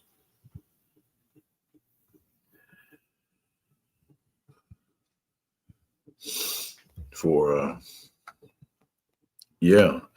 A lot of these cats, some of you may resonate with me on it, but a lot of these cats, man, just too far gone, too far evil to where it's just you just wish God would just like He did with first generation of Israel. You know, when they're in their disobedience, you know, it was just far past what He could take. So where to teach, you know, the younger generation a lesson, He allowed the older generation to get swallowed up by the earth. Boy, tell me, boy, you don't wish, man, God would do that right now to some of these people will just swallow up the earth, boy. Woo! To a lot of you evil cats, a lot of you evil white cats, and you black and white women that have orchestrated this fucked up situation right now that we have here to be the very cause of these high-ass divorce rates and plummeting marriage rates, plummeting birth rates. I still see a little cup two here and there, you know, in my day-to-day and going out, just, you know, being out, whatever, here and there, stores and grocery stores and gas station, wherever, don't matter. I do see, you know, very, very, very rarely I see, you know, any pregnant women. Or a guy come up talking about, oh, you know, hey, I'm having a boy, or, you know, hey, I'm about to have a baby, you know, and he's looking for it. Congratulations, but you'll get from the Hama Force, you'll get a God bless you. God bless you. Because, boy, you don't know about the hellfire. Oh, boy. Man, you don't know about the hellfire you're about to receive from your foolish decisions. And such men, too, they be happy to where, you know, smile on their face and they look at you, be like, come on, man, why you know, want to get mad at you and shit, you know what I mean? So, you know, be a good friend, you know, and tell you this, hey, just plant the seed, you know, little seeds of knowledge of what's going on, and how wicked and evil these women in the system is, you know, and it's attacks against men. So therefore, boom, I'll make that known. Not going in no deep dives, motherfuckers, but no, just a few sprinkles. Give it to their ads, and you know, and just be on your way. And boom, just knock the dust off your feet, boom, and let it, you know, let the seed grow if it grow. You know, only thing you do is pray and hope that your friend, you know, or your sister will come to see reason, you know, before it's too late, before he or she becomes one of those branches that God will cut off because lie is not bearing any fruit. So yeah. So we're gonna look at another one with Triple OG BGS. Shout out to him. His channel link is in the chat, so check him out. He has a whole wealth of knowledge. I call him my nickname for him. You know, I gotta call him GG. So what's up, GG? Japanese for old man. It's kanji. So yeah. So let me go ahead and get this pulled up here. So, yeah, when I find it, before I play it, I'm gonna mute myself. So yeah. So thank you, brother BGS, for that knowledge right there. You know, it's very much appreciated, and that shall remain in the archives for when people want to get on such topics and they continuously be trying to twist and find a bunch of words together and shit, and trying to twist it up, you know, just to get you to try to get you to submit to their viewpoint, though it's been debunked 1,000 times, little to what they know. So yeah. let's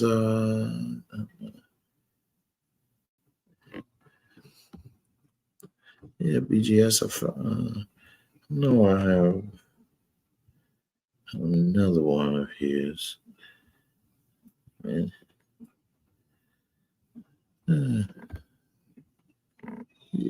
Yep, right here. I got it.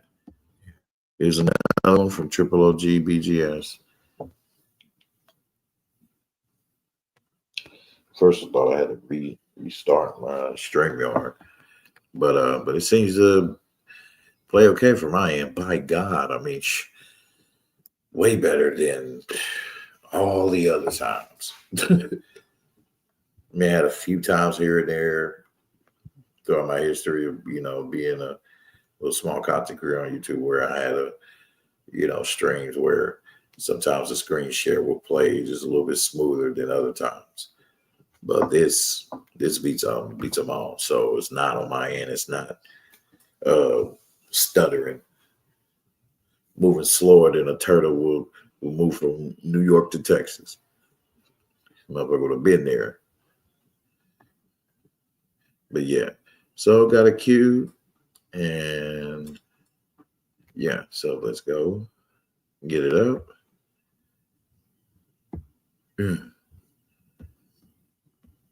Yes, sir.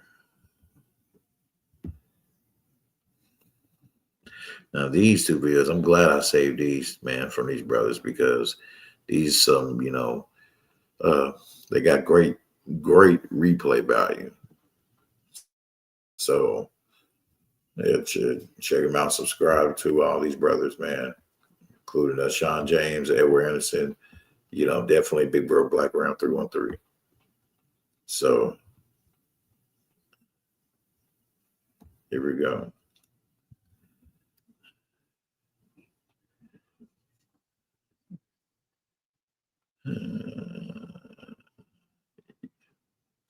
Yep. Okay. So let me mute myself.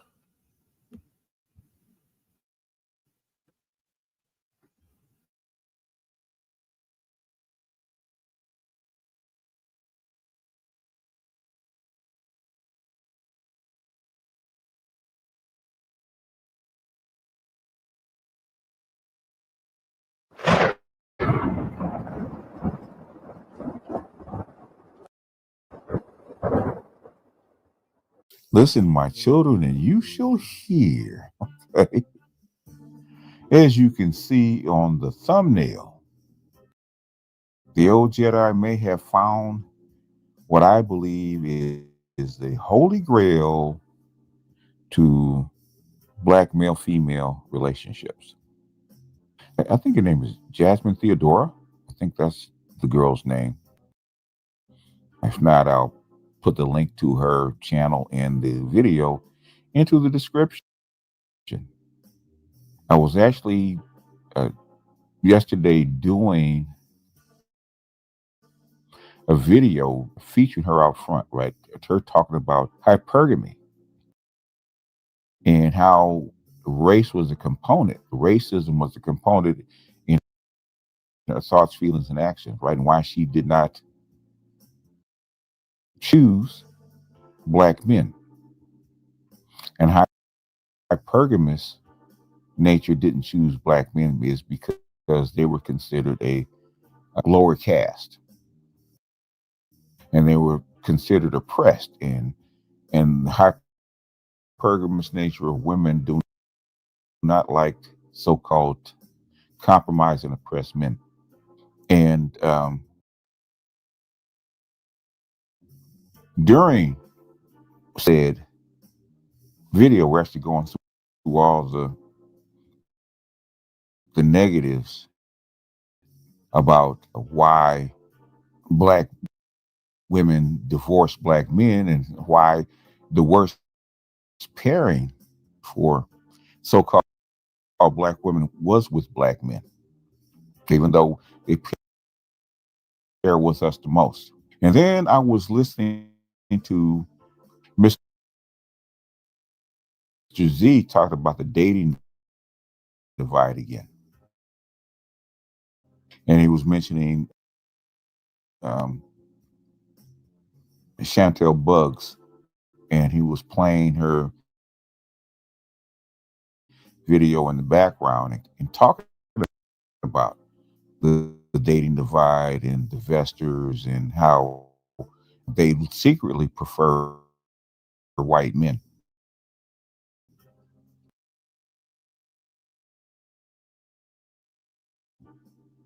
So shout out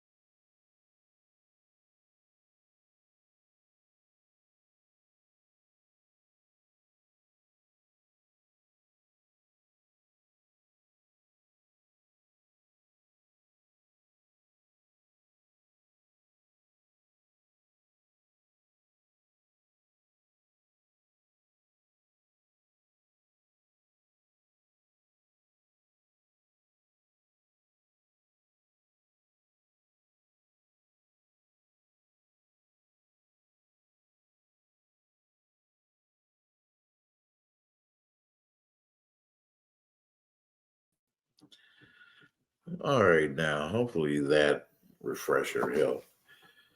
Because yeah, so that leads tells me yeah that it's StreamYard. StreamYard is acting funny.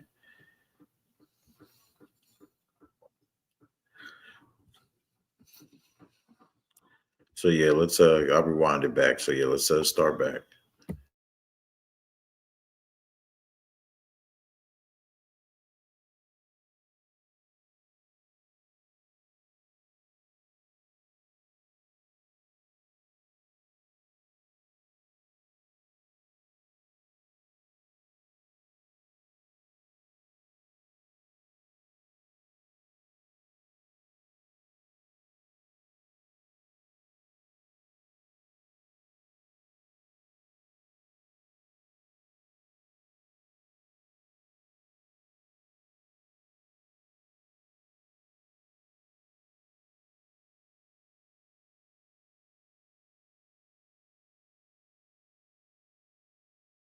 Talk about the dating divide again, and he was mentioning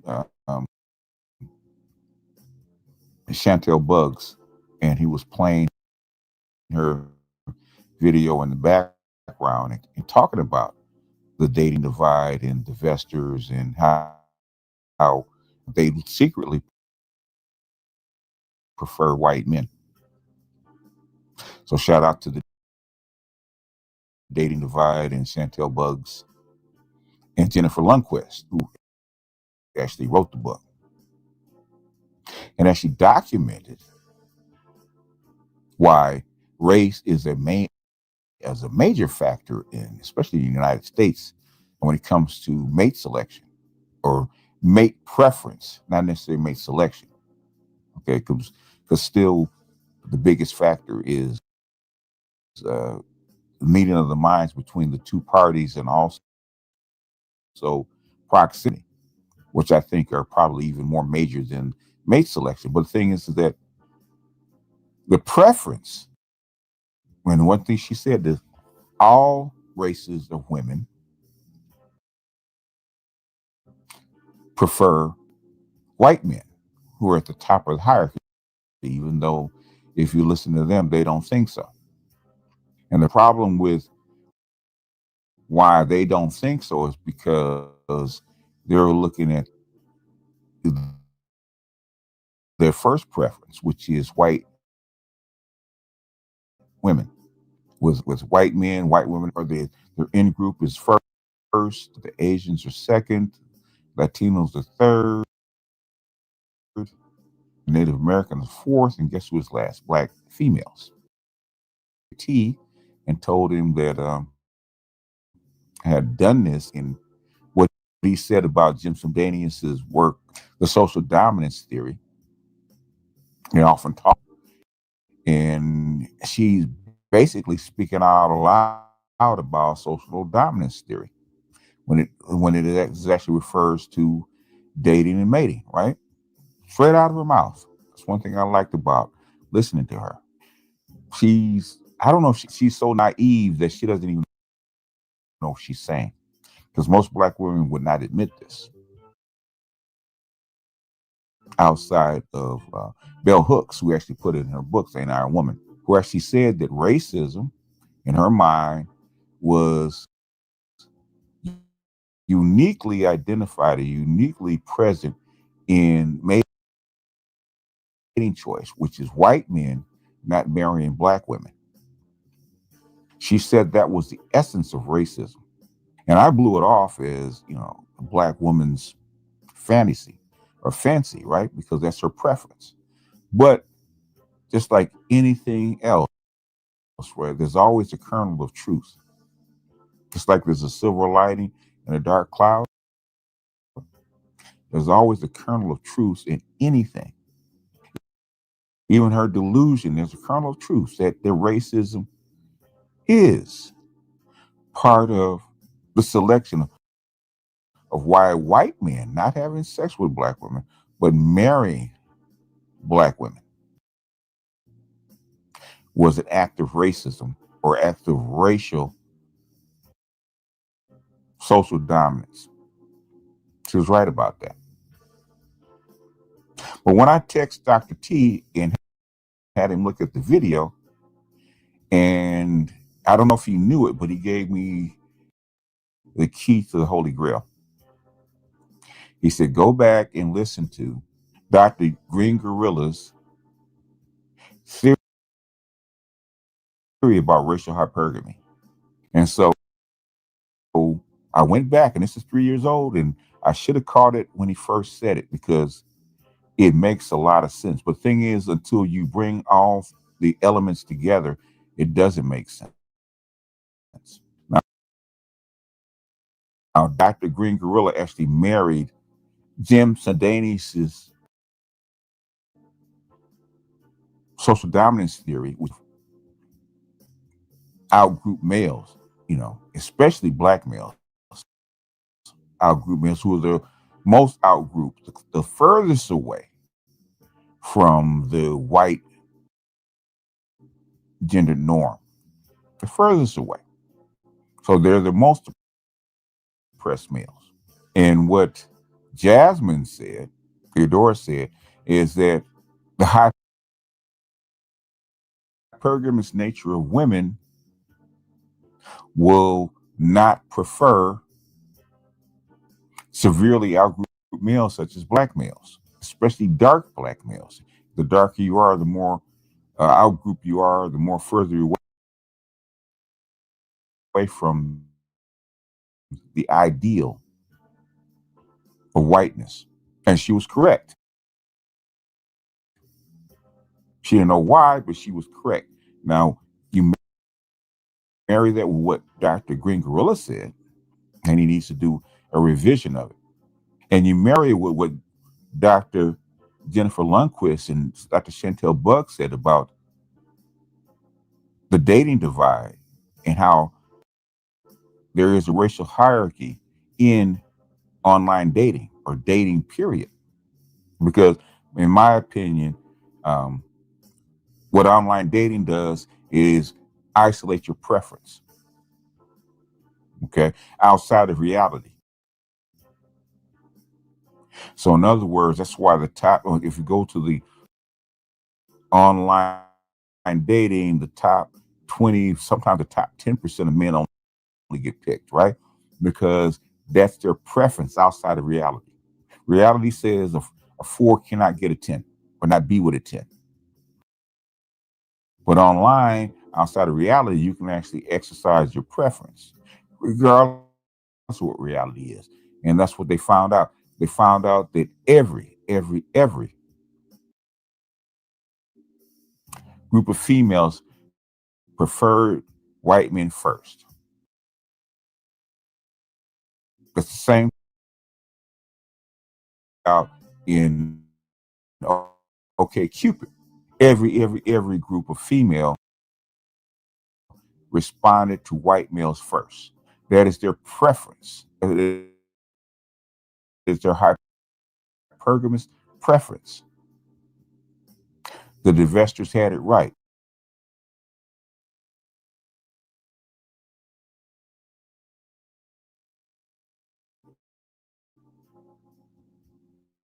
At least they have it half right. And I'll give you a key right here, even though we're skipping ahead. The divestors had it half right. What also Dr. Jennifer Lundquist said, even though it slipped, because of black being outgroup or not preferred, okay, your level of invisibility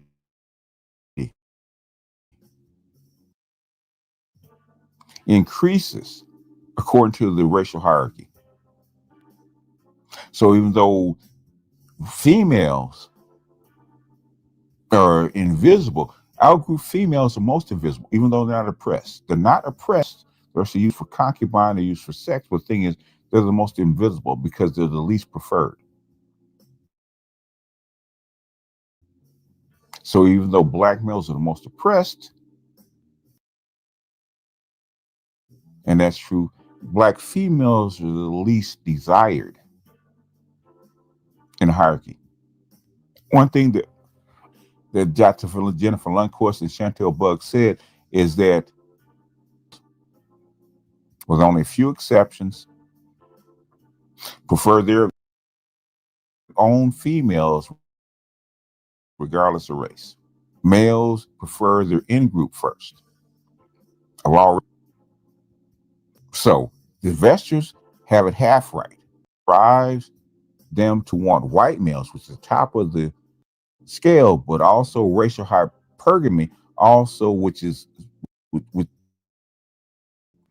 drops them down to the most invisible, to the lowest setting. So while their desire for white males is probably highest, their ability to get by the males above them in the hierarchy is less. So they can't access them. Those, even though they prefer their own in-group females, they're the least racially, I say not charged, but racially picky out of all groups. Maybe it's because they're out group, I don't know. So after their own particular females, they'll pick any group of females that pick them. So, like I said, this theory talks about desire and hypergamous desire and not reality. So if a white female cannot get a white male that provides the necessary resources and environment that she wants, she'll pick any other male, including the black male, and on down the scale. So Asian, Latina, blah, blah, blah, on down the scale. They'll pick a black male. It's like black males can marry out more, wherein black women can't, because what they want and what they can get, females, their second choice is their own in-group male. So they don't desire white males as much as their own in-group males. So they're more willing to marry and stay with their own men, especially white females, which is also why, if you want to believe it, that small sample size in 2002, where the least divorced group out of all women and pairings of racial groups with male and female, the least likely to get divorced are what? You guessed it, white males and black females, because the black female has realized her hypergamous or racial hypergamous desires, and since her opportunity to get a white male is so slim, it's so rare, that once she gets him, she's not going to let him go because she's not going to get another one. So the percentages of and risk of divorce go way down. Her only problem is that, guess what? She's last on the totem pole for being picked. Now you can mix and match this racial hypergamy for all groups, but we're going to stick to black men and black females. Now, with that being said, why is this the Holy Grail? Because once you've laid that out, hypergamy and these racial hypergamous desire is preference, but not reality. So if black women desire white men most, but white men desire black women least, what is she left with? She's left with a man that she doesn't want or doesn't prefer. And she's bound to that man by necessity, because the man that she really desires will not marry her, will not take her as a mate. He will use her as a sexual partner, but he won't take her as a mate because she's at the bottom of the social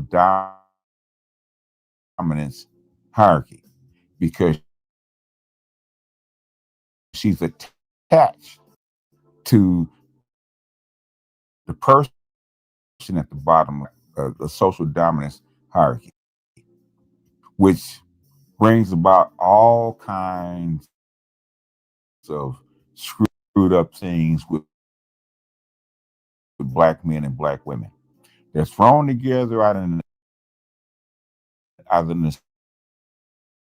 necessity. Black women are with you out of necessity because they basically have no choice, which is something we have said for a very long time.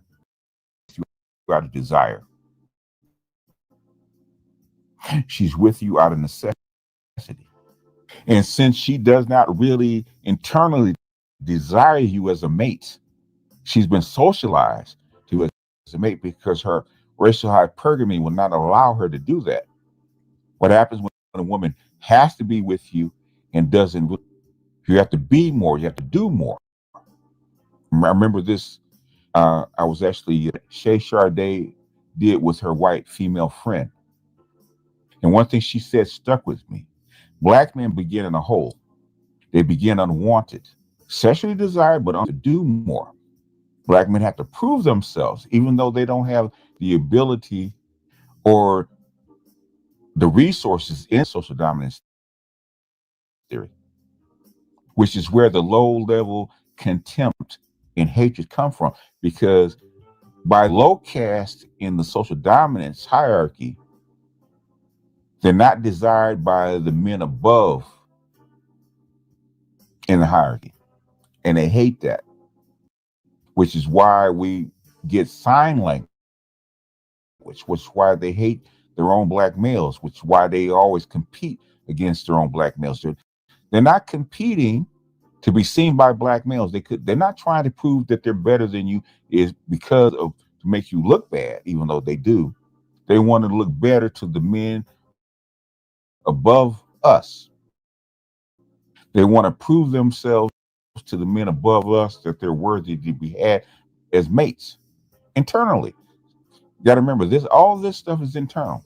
So if you look at all the flipped social and cultural peculiarities inside the black culture, all the stats. That's why we have the highest divorce. That's why we have the highest out of wedlock births. That's why we have the highest separation. It's like when we have the most violent encounters with our women.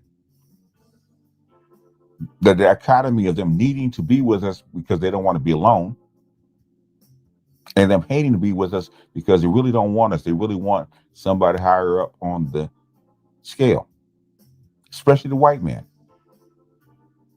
So they have this need to separate from us. What is it, 1960? 1960, when they gave When the white man, the society gave them money to be free from us, they weren't tied to us. What do? They separate. Now they make myths that they put up with a lot of shit with us, right? They put up with a lot of oppression from us, which they didn't. They never did. Those are myths that they make up. We didn't rape them, we didn't beat them, but they, you know, all of a sudden they forget that the white man used to come to the neighborhood. The white man used to come to the shack. The white man used to come to the black neighborhood and rape the black women.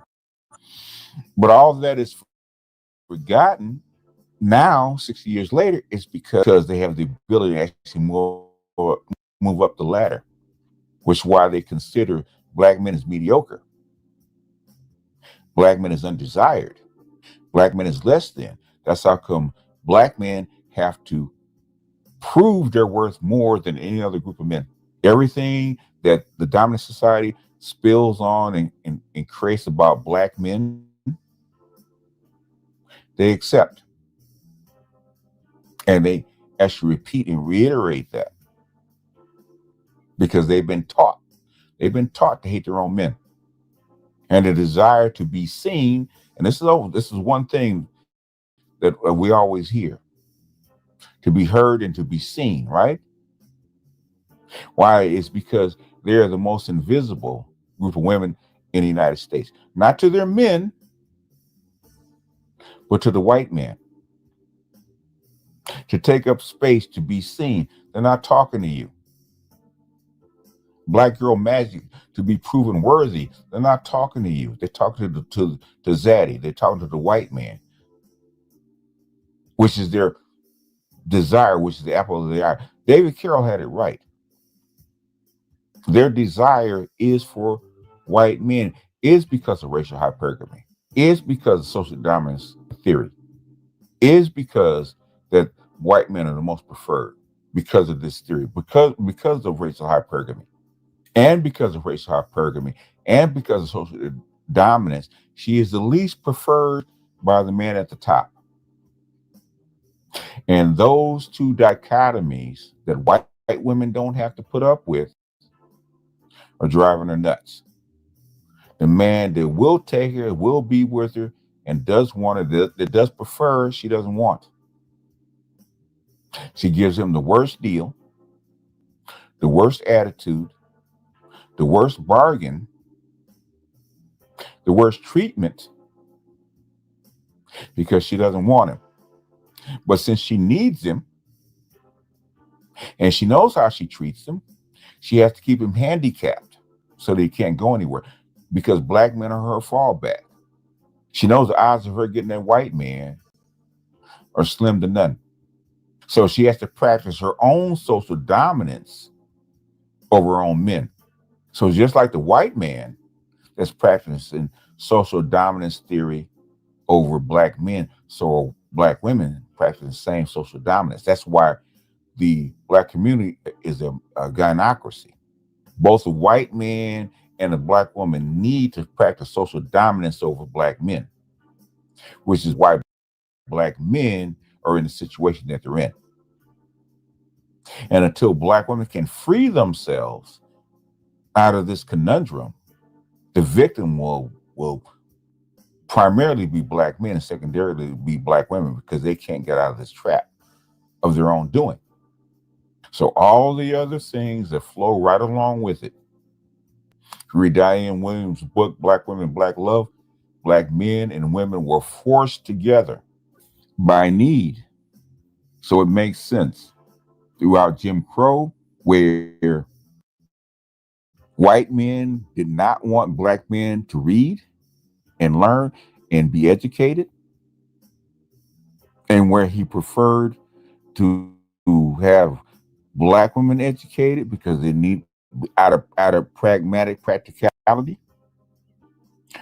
Why is it today that black women are still more educated, still have more opportunities, still have a ladder to actually in business and in society to go up, whereas black men do not? It's because social dominance theory says that black men are the threat and black women are invisible. so they can go back and forth. Well, when it comes down to the other side of mating and dating and marriage, Black women have to climb over 4 steps, have over 4 groups of women just to get to that white man. And she can't. So since she can't, guess what she has to do? She has to make sure that that Black man stays put. So that's why she celebrates when she can get a white man, because she is fulfilling her desire. She's fulfilling her hypergamous nature. But her pragmatic nature of having a mate, having a fallback, having a family, having somebody to serve her with resources and support, she needs that Black man. She still needs him because her odds of getting that white man are still slim.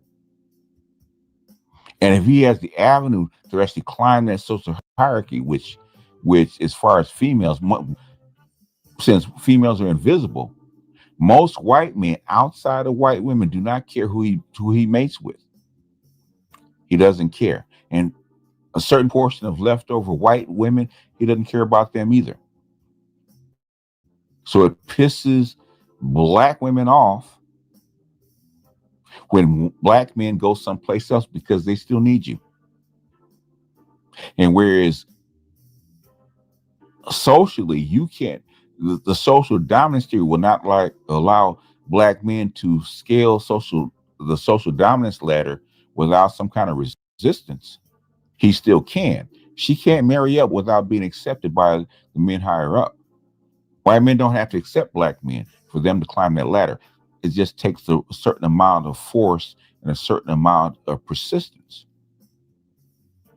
And once he climbs that ladder, he can marry up. Black men can marry up in the social dominance order, but Black women cannot, for the most part.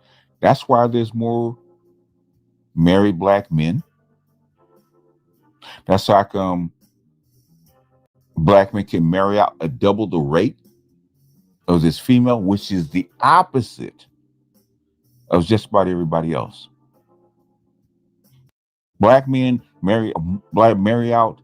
It has a interracial sexual gender gap, interracial gender gap that's double than everybody else's, including Asian females. Black males have the biggest interracial gender gap of any group.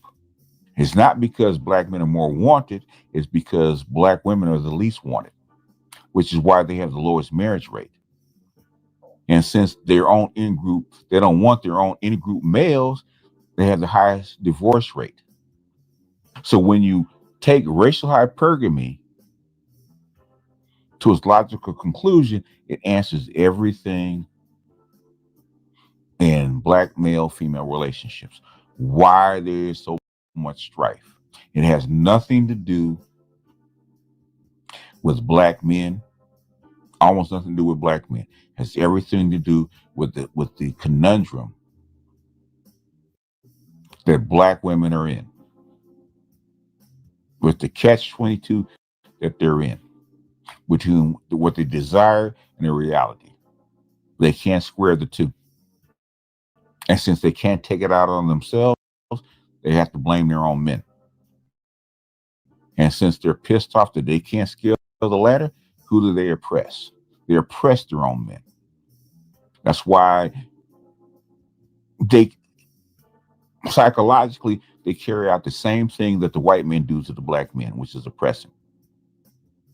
For the same very reason, because they need that Black man to be in his place. Because they're afraid if the Black man ascends, they're going to leave them behind. They'll be left with nothing. So this is my initial foray into the Holy Grail.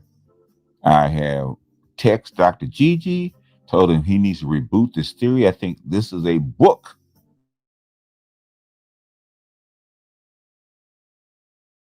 for him. But I am going to do more in this series. I'm going to apply this theory, this Holy Grail, to everything that is Black male and Black female. This is my new lens. So Dr. T, Dr. Gigi, Dr. Neil, especially Mr. Z. I think I found it. Eureka.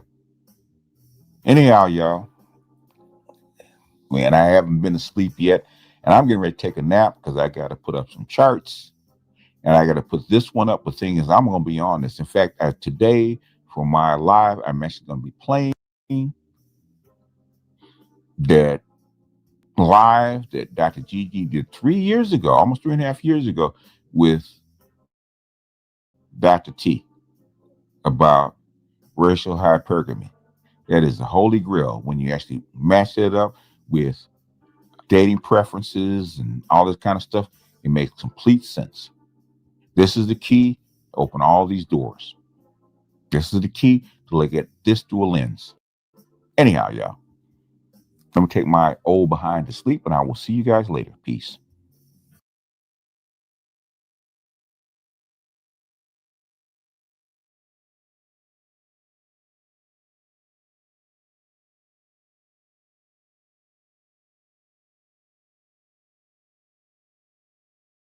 Yeah. Yes. Real talk. Thank you. Thank you, Triple OG BGS. Thank you, brother. Thank you, man, for that. And that one definitely is a classic, and it shall remain in the archives. Yep, to be shown here and there for our remembrance. Because sharpening our remembrance is also key to winning these battles. You know, good refreshers, you know, is always good. It's always awesome. And yeah, so, and it puts a whole bunch of shit in perspective, and to the point to where it's damn near inevitable to where, you know, you're going to get pissed when you first hear this information. And because you'll realize as a Black man, you know, of how long you and the whole group of us have been duped to believe going about it in the way of simping, you know, in the way of Steve Harvey and them, D.L. Hughley and all these other Black women worshipers, right? These cats, they love to call them their queens. You know what I mean? They was basically helping to keep the genjutsu or the senjutsu strong. So you know, that was their task. And to defend her, just like the court gesture / pet / hellbound, spellbound, demonic creature that he is, he will fight with the quickness and do whatever she says, whatever she bids. So, and now they're getting upset. They're rattled now. Remember where I said in my last stream where it's like what's going on now in this 2025 is like we're at the end of like towards the movie, you know, where of a horror, scary movie where the evil spirit of creature gets so rattled and rapid to where it's like, and for all that sneaky shit now. Some of y'all already know my existence already anyway, so I might as well come out and terrorize you. Yeah, no. Therefore, now it's like it's at a point to where, hey, either ball up and remain a male, a little boy, a weakling, even in the eyes of my Lord God, the Most High, or stand up and fight. Ray, you ain't talking about physical, are you? No, I'm not just talking about physical. I'm talking about being ready to fight on all the perimeters, in all the sectors of it. where it comes to the physical or verbal. And some of those times you'll be gracious enough to where you'll be able to just blow them off. You already know it's a simp that's trying to talk hard, preach hard to you, whatever about how you need to treat the black woman as a queen. God, she's your queen. She's your sister.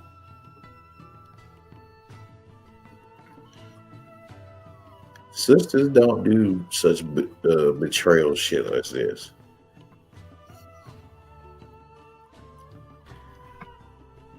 It's like you was brought here to be the white man's concubine. So instead of breaking from that and becoming totally one with your man,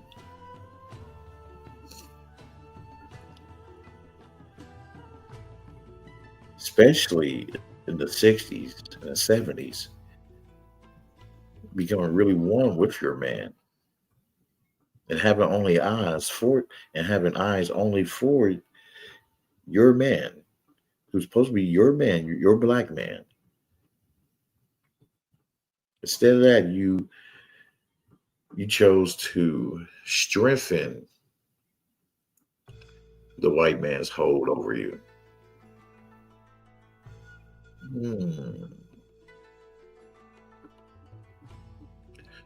Thus, strengthening at the same time your own delusion of believing that you can get at the same level as your fellow white women, whom has told you no, it's not going to happen in more ways than one.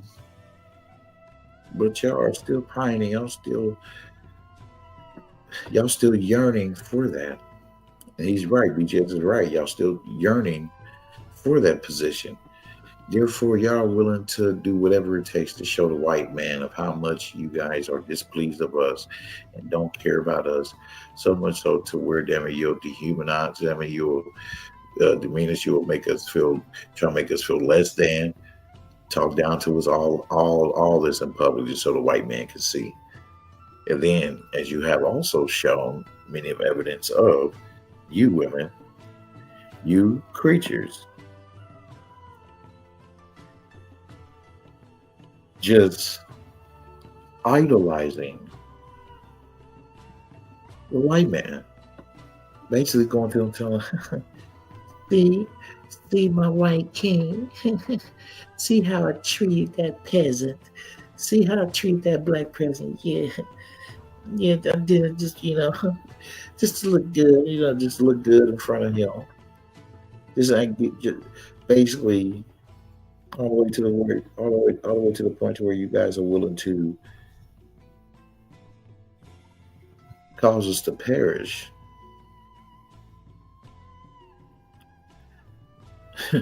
It's all to be in favor with the white man.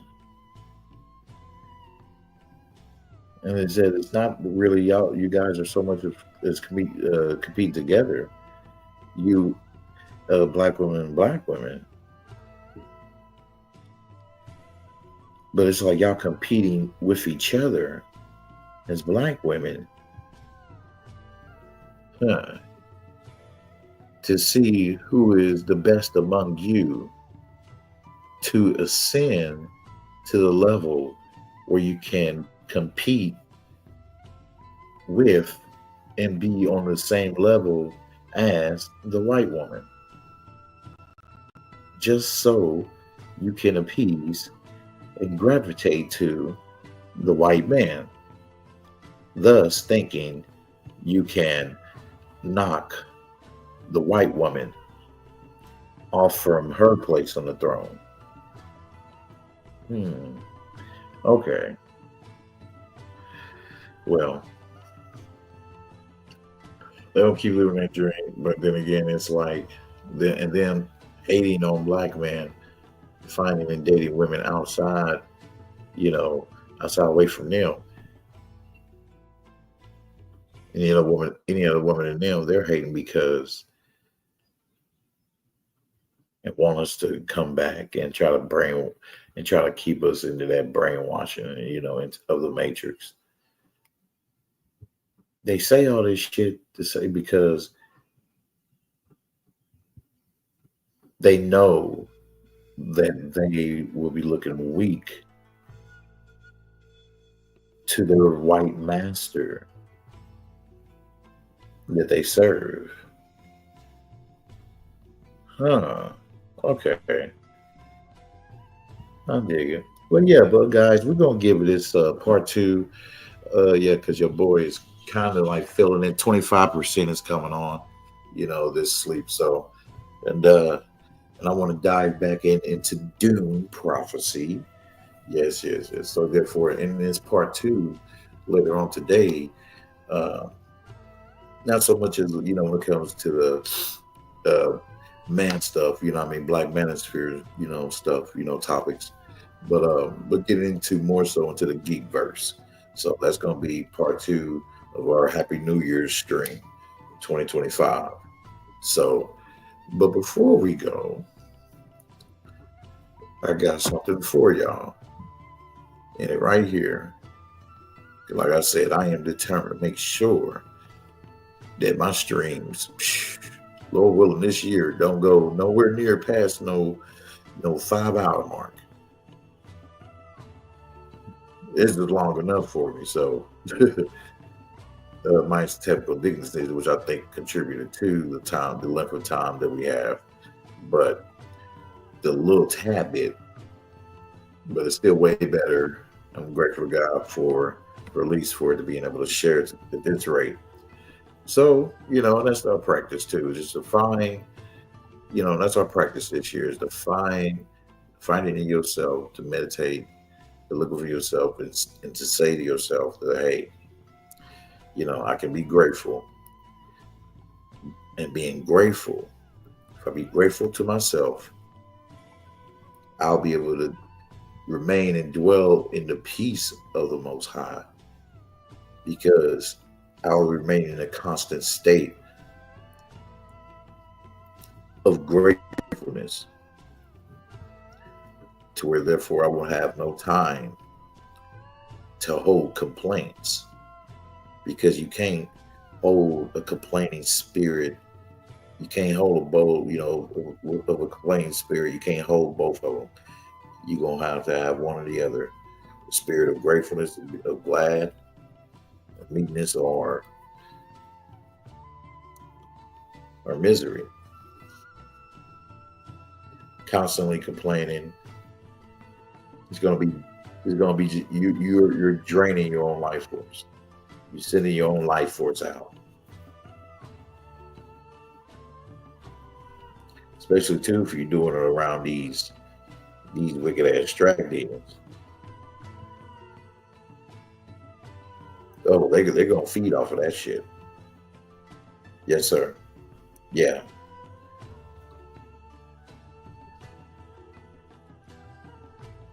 So, and they may do things to cause you to act even worse because they don't care about you. So, therefore, this year, stop allowing yourself to be controlled by these wicked ass, evil ass feminists. These men and these women. Don't allow them to intimidate you. Stand your ground. Stand with your posture up, damn it, to where your chest is out like a bear and your chin is up high like a bear. Daring a son of a bitch to challenge you. And yes, I do mean physically.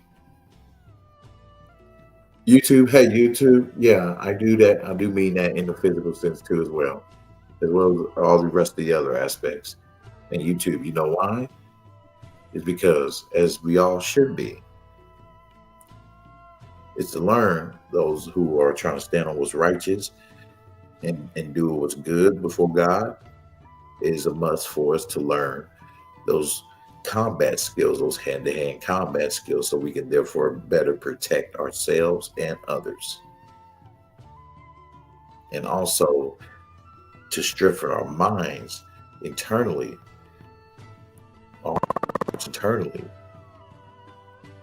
therefore to become a man of steel, in which a man of steel is going to learn and know not to allow his emotions to get the better of him, to have no impulse control.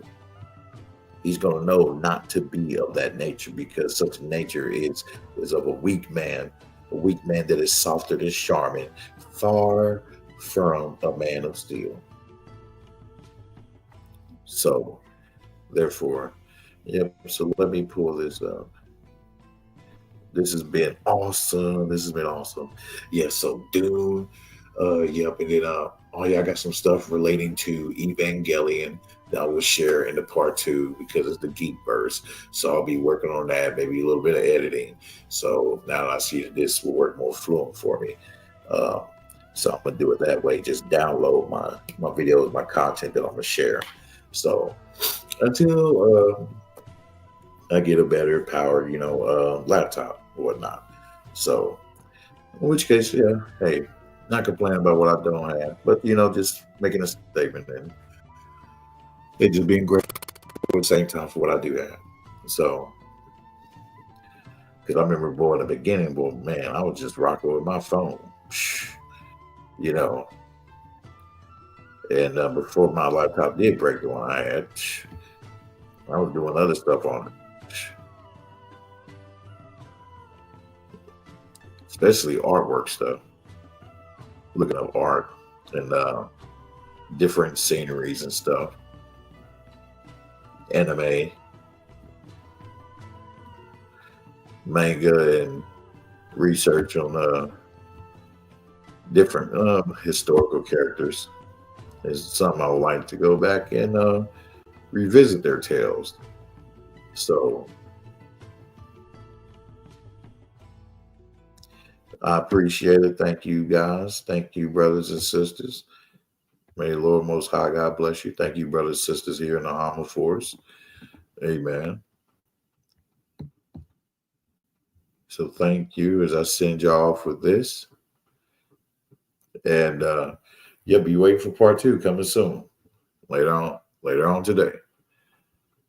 Shigai Ray Hama, I'm out. Peace. All the enemies say, in Jesus' name we pray. Amen.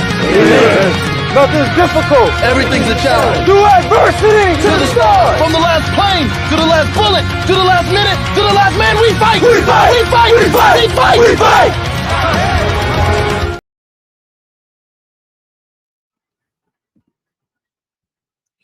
Yes, sir. So yep, and here we go.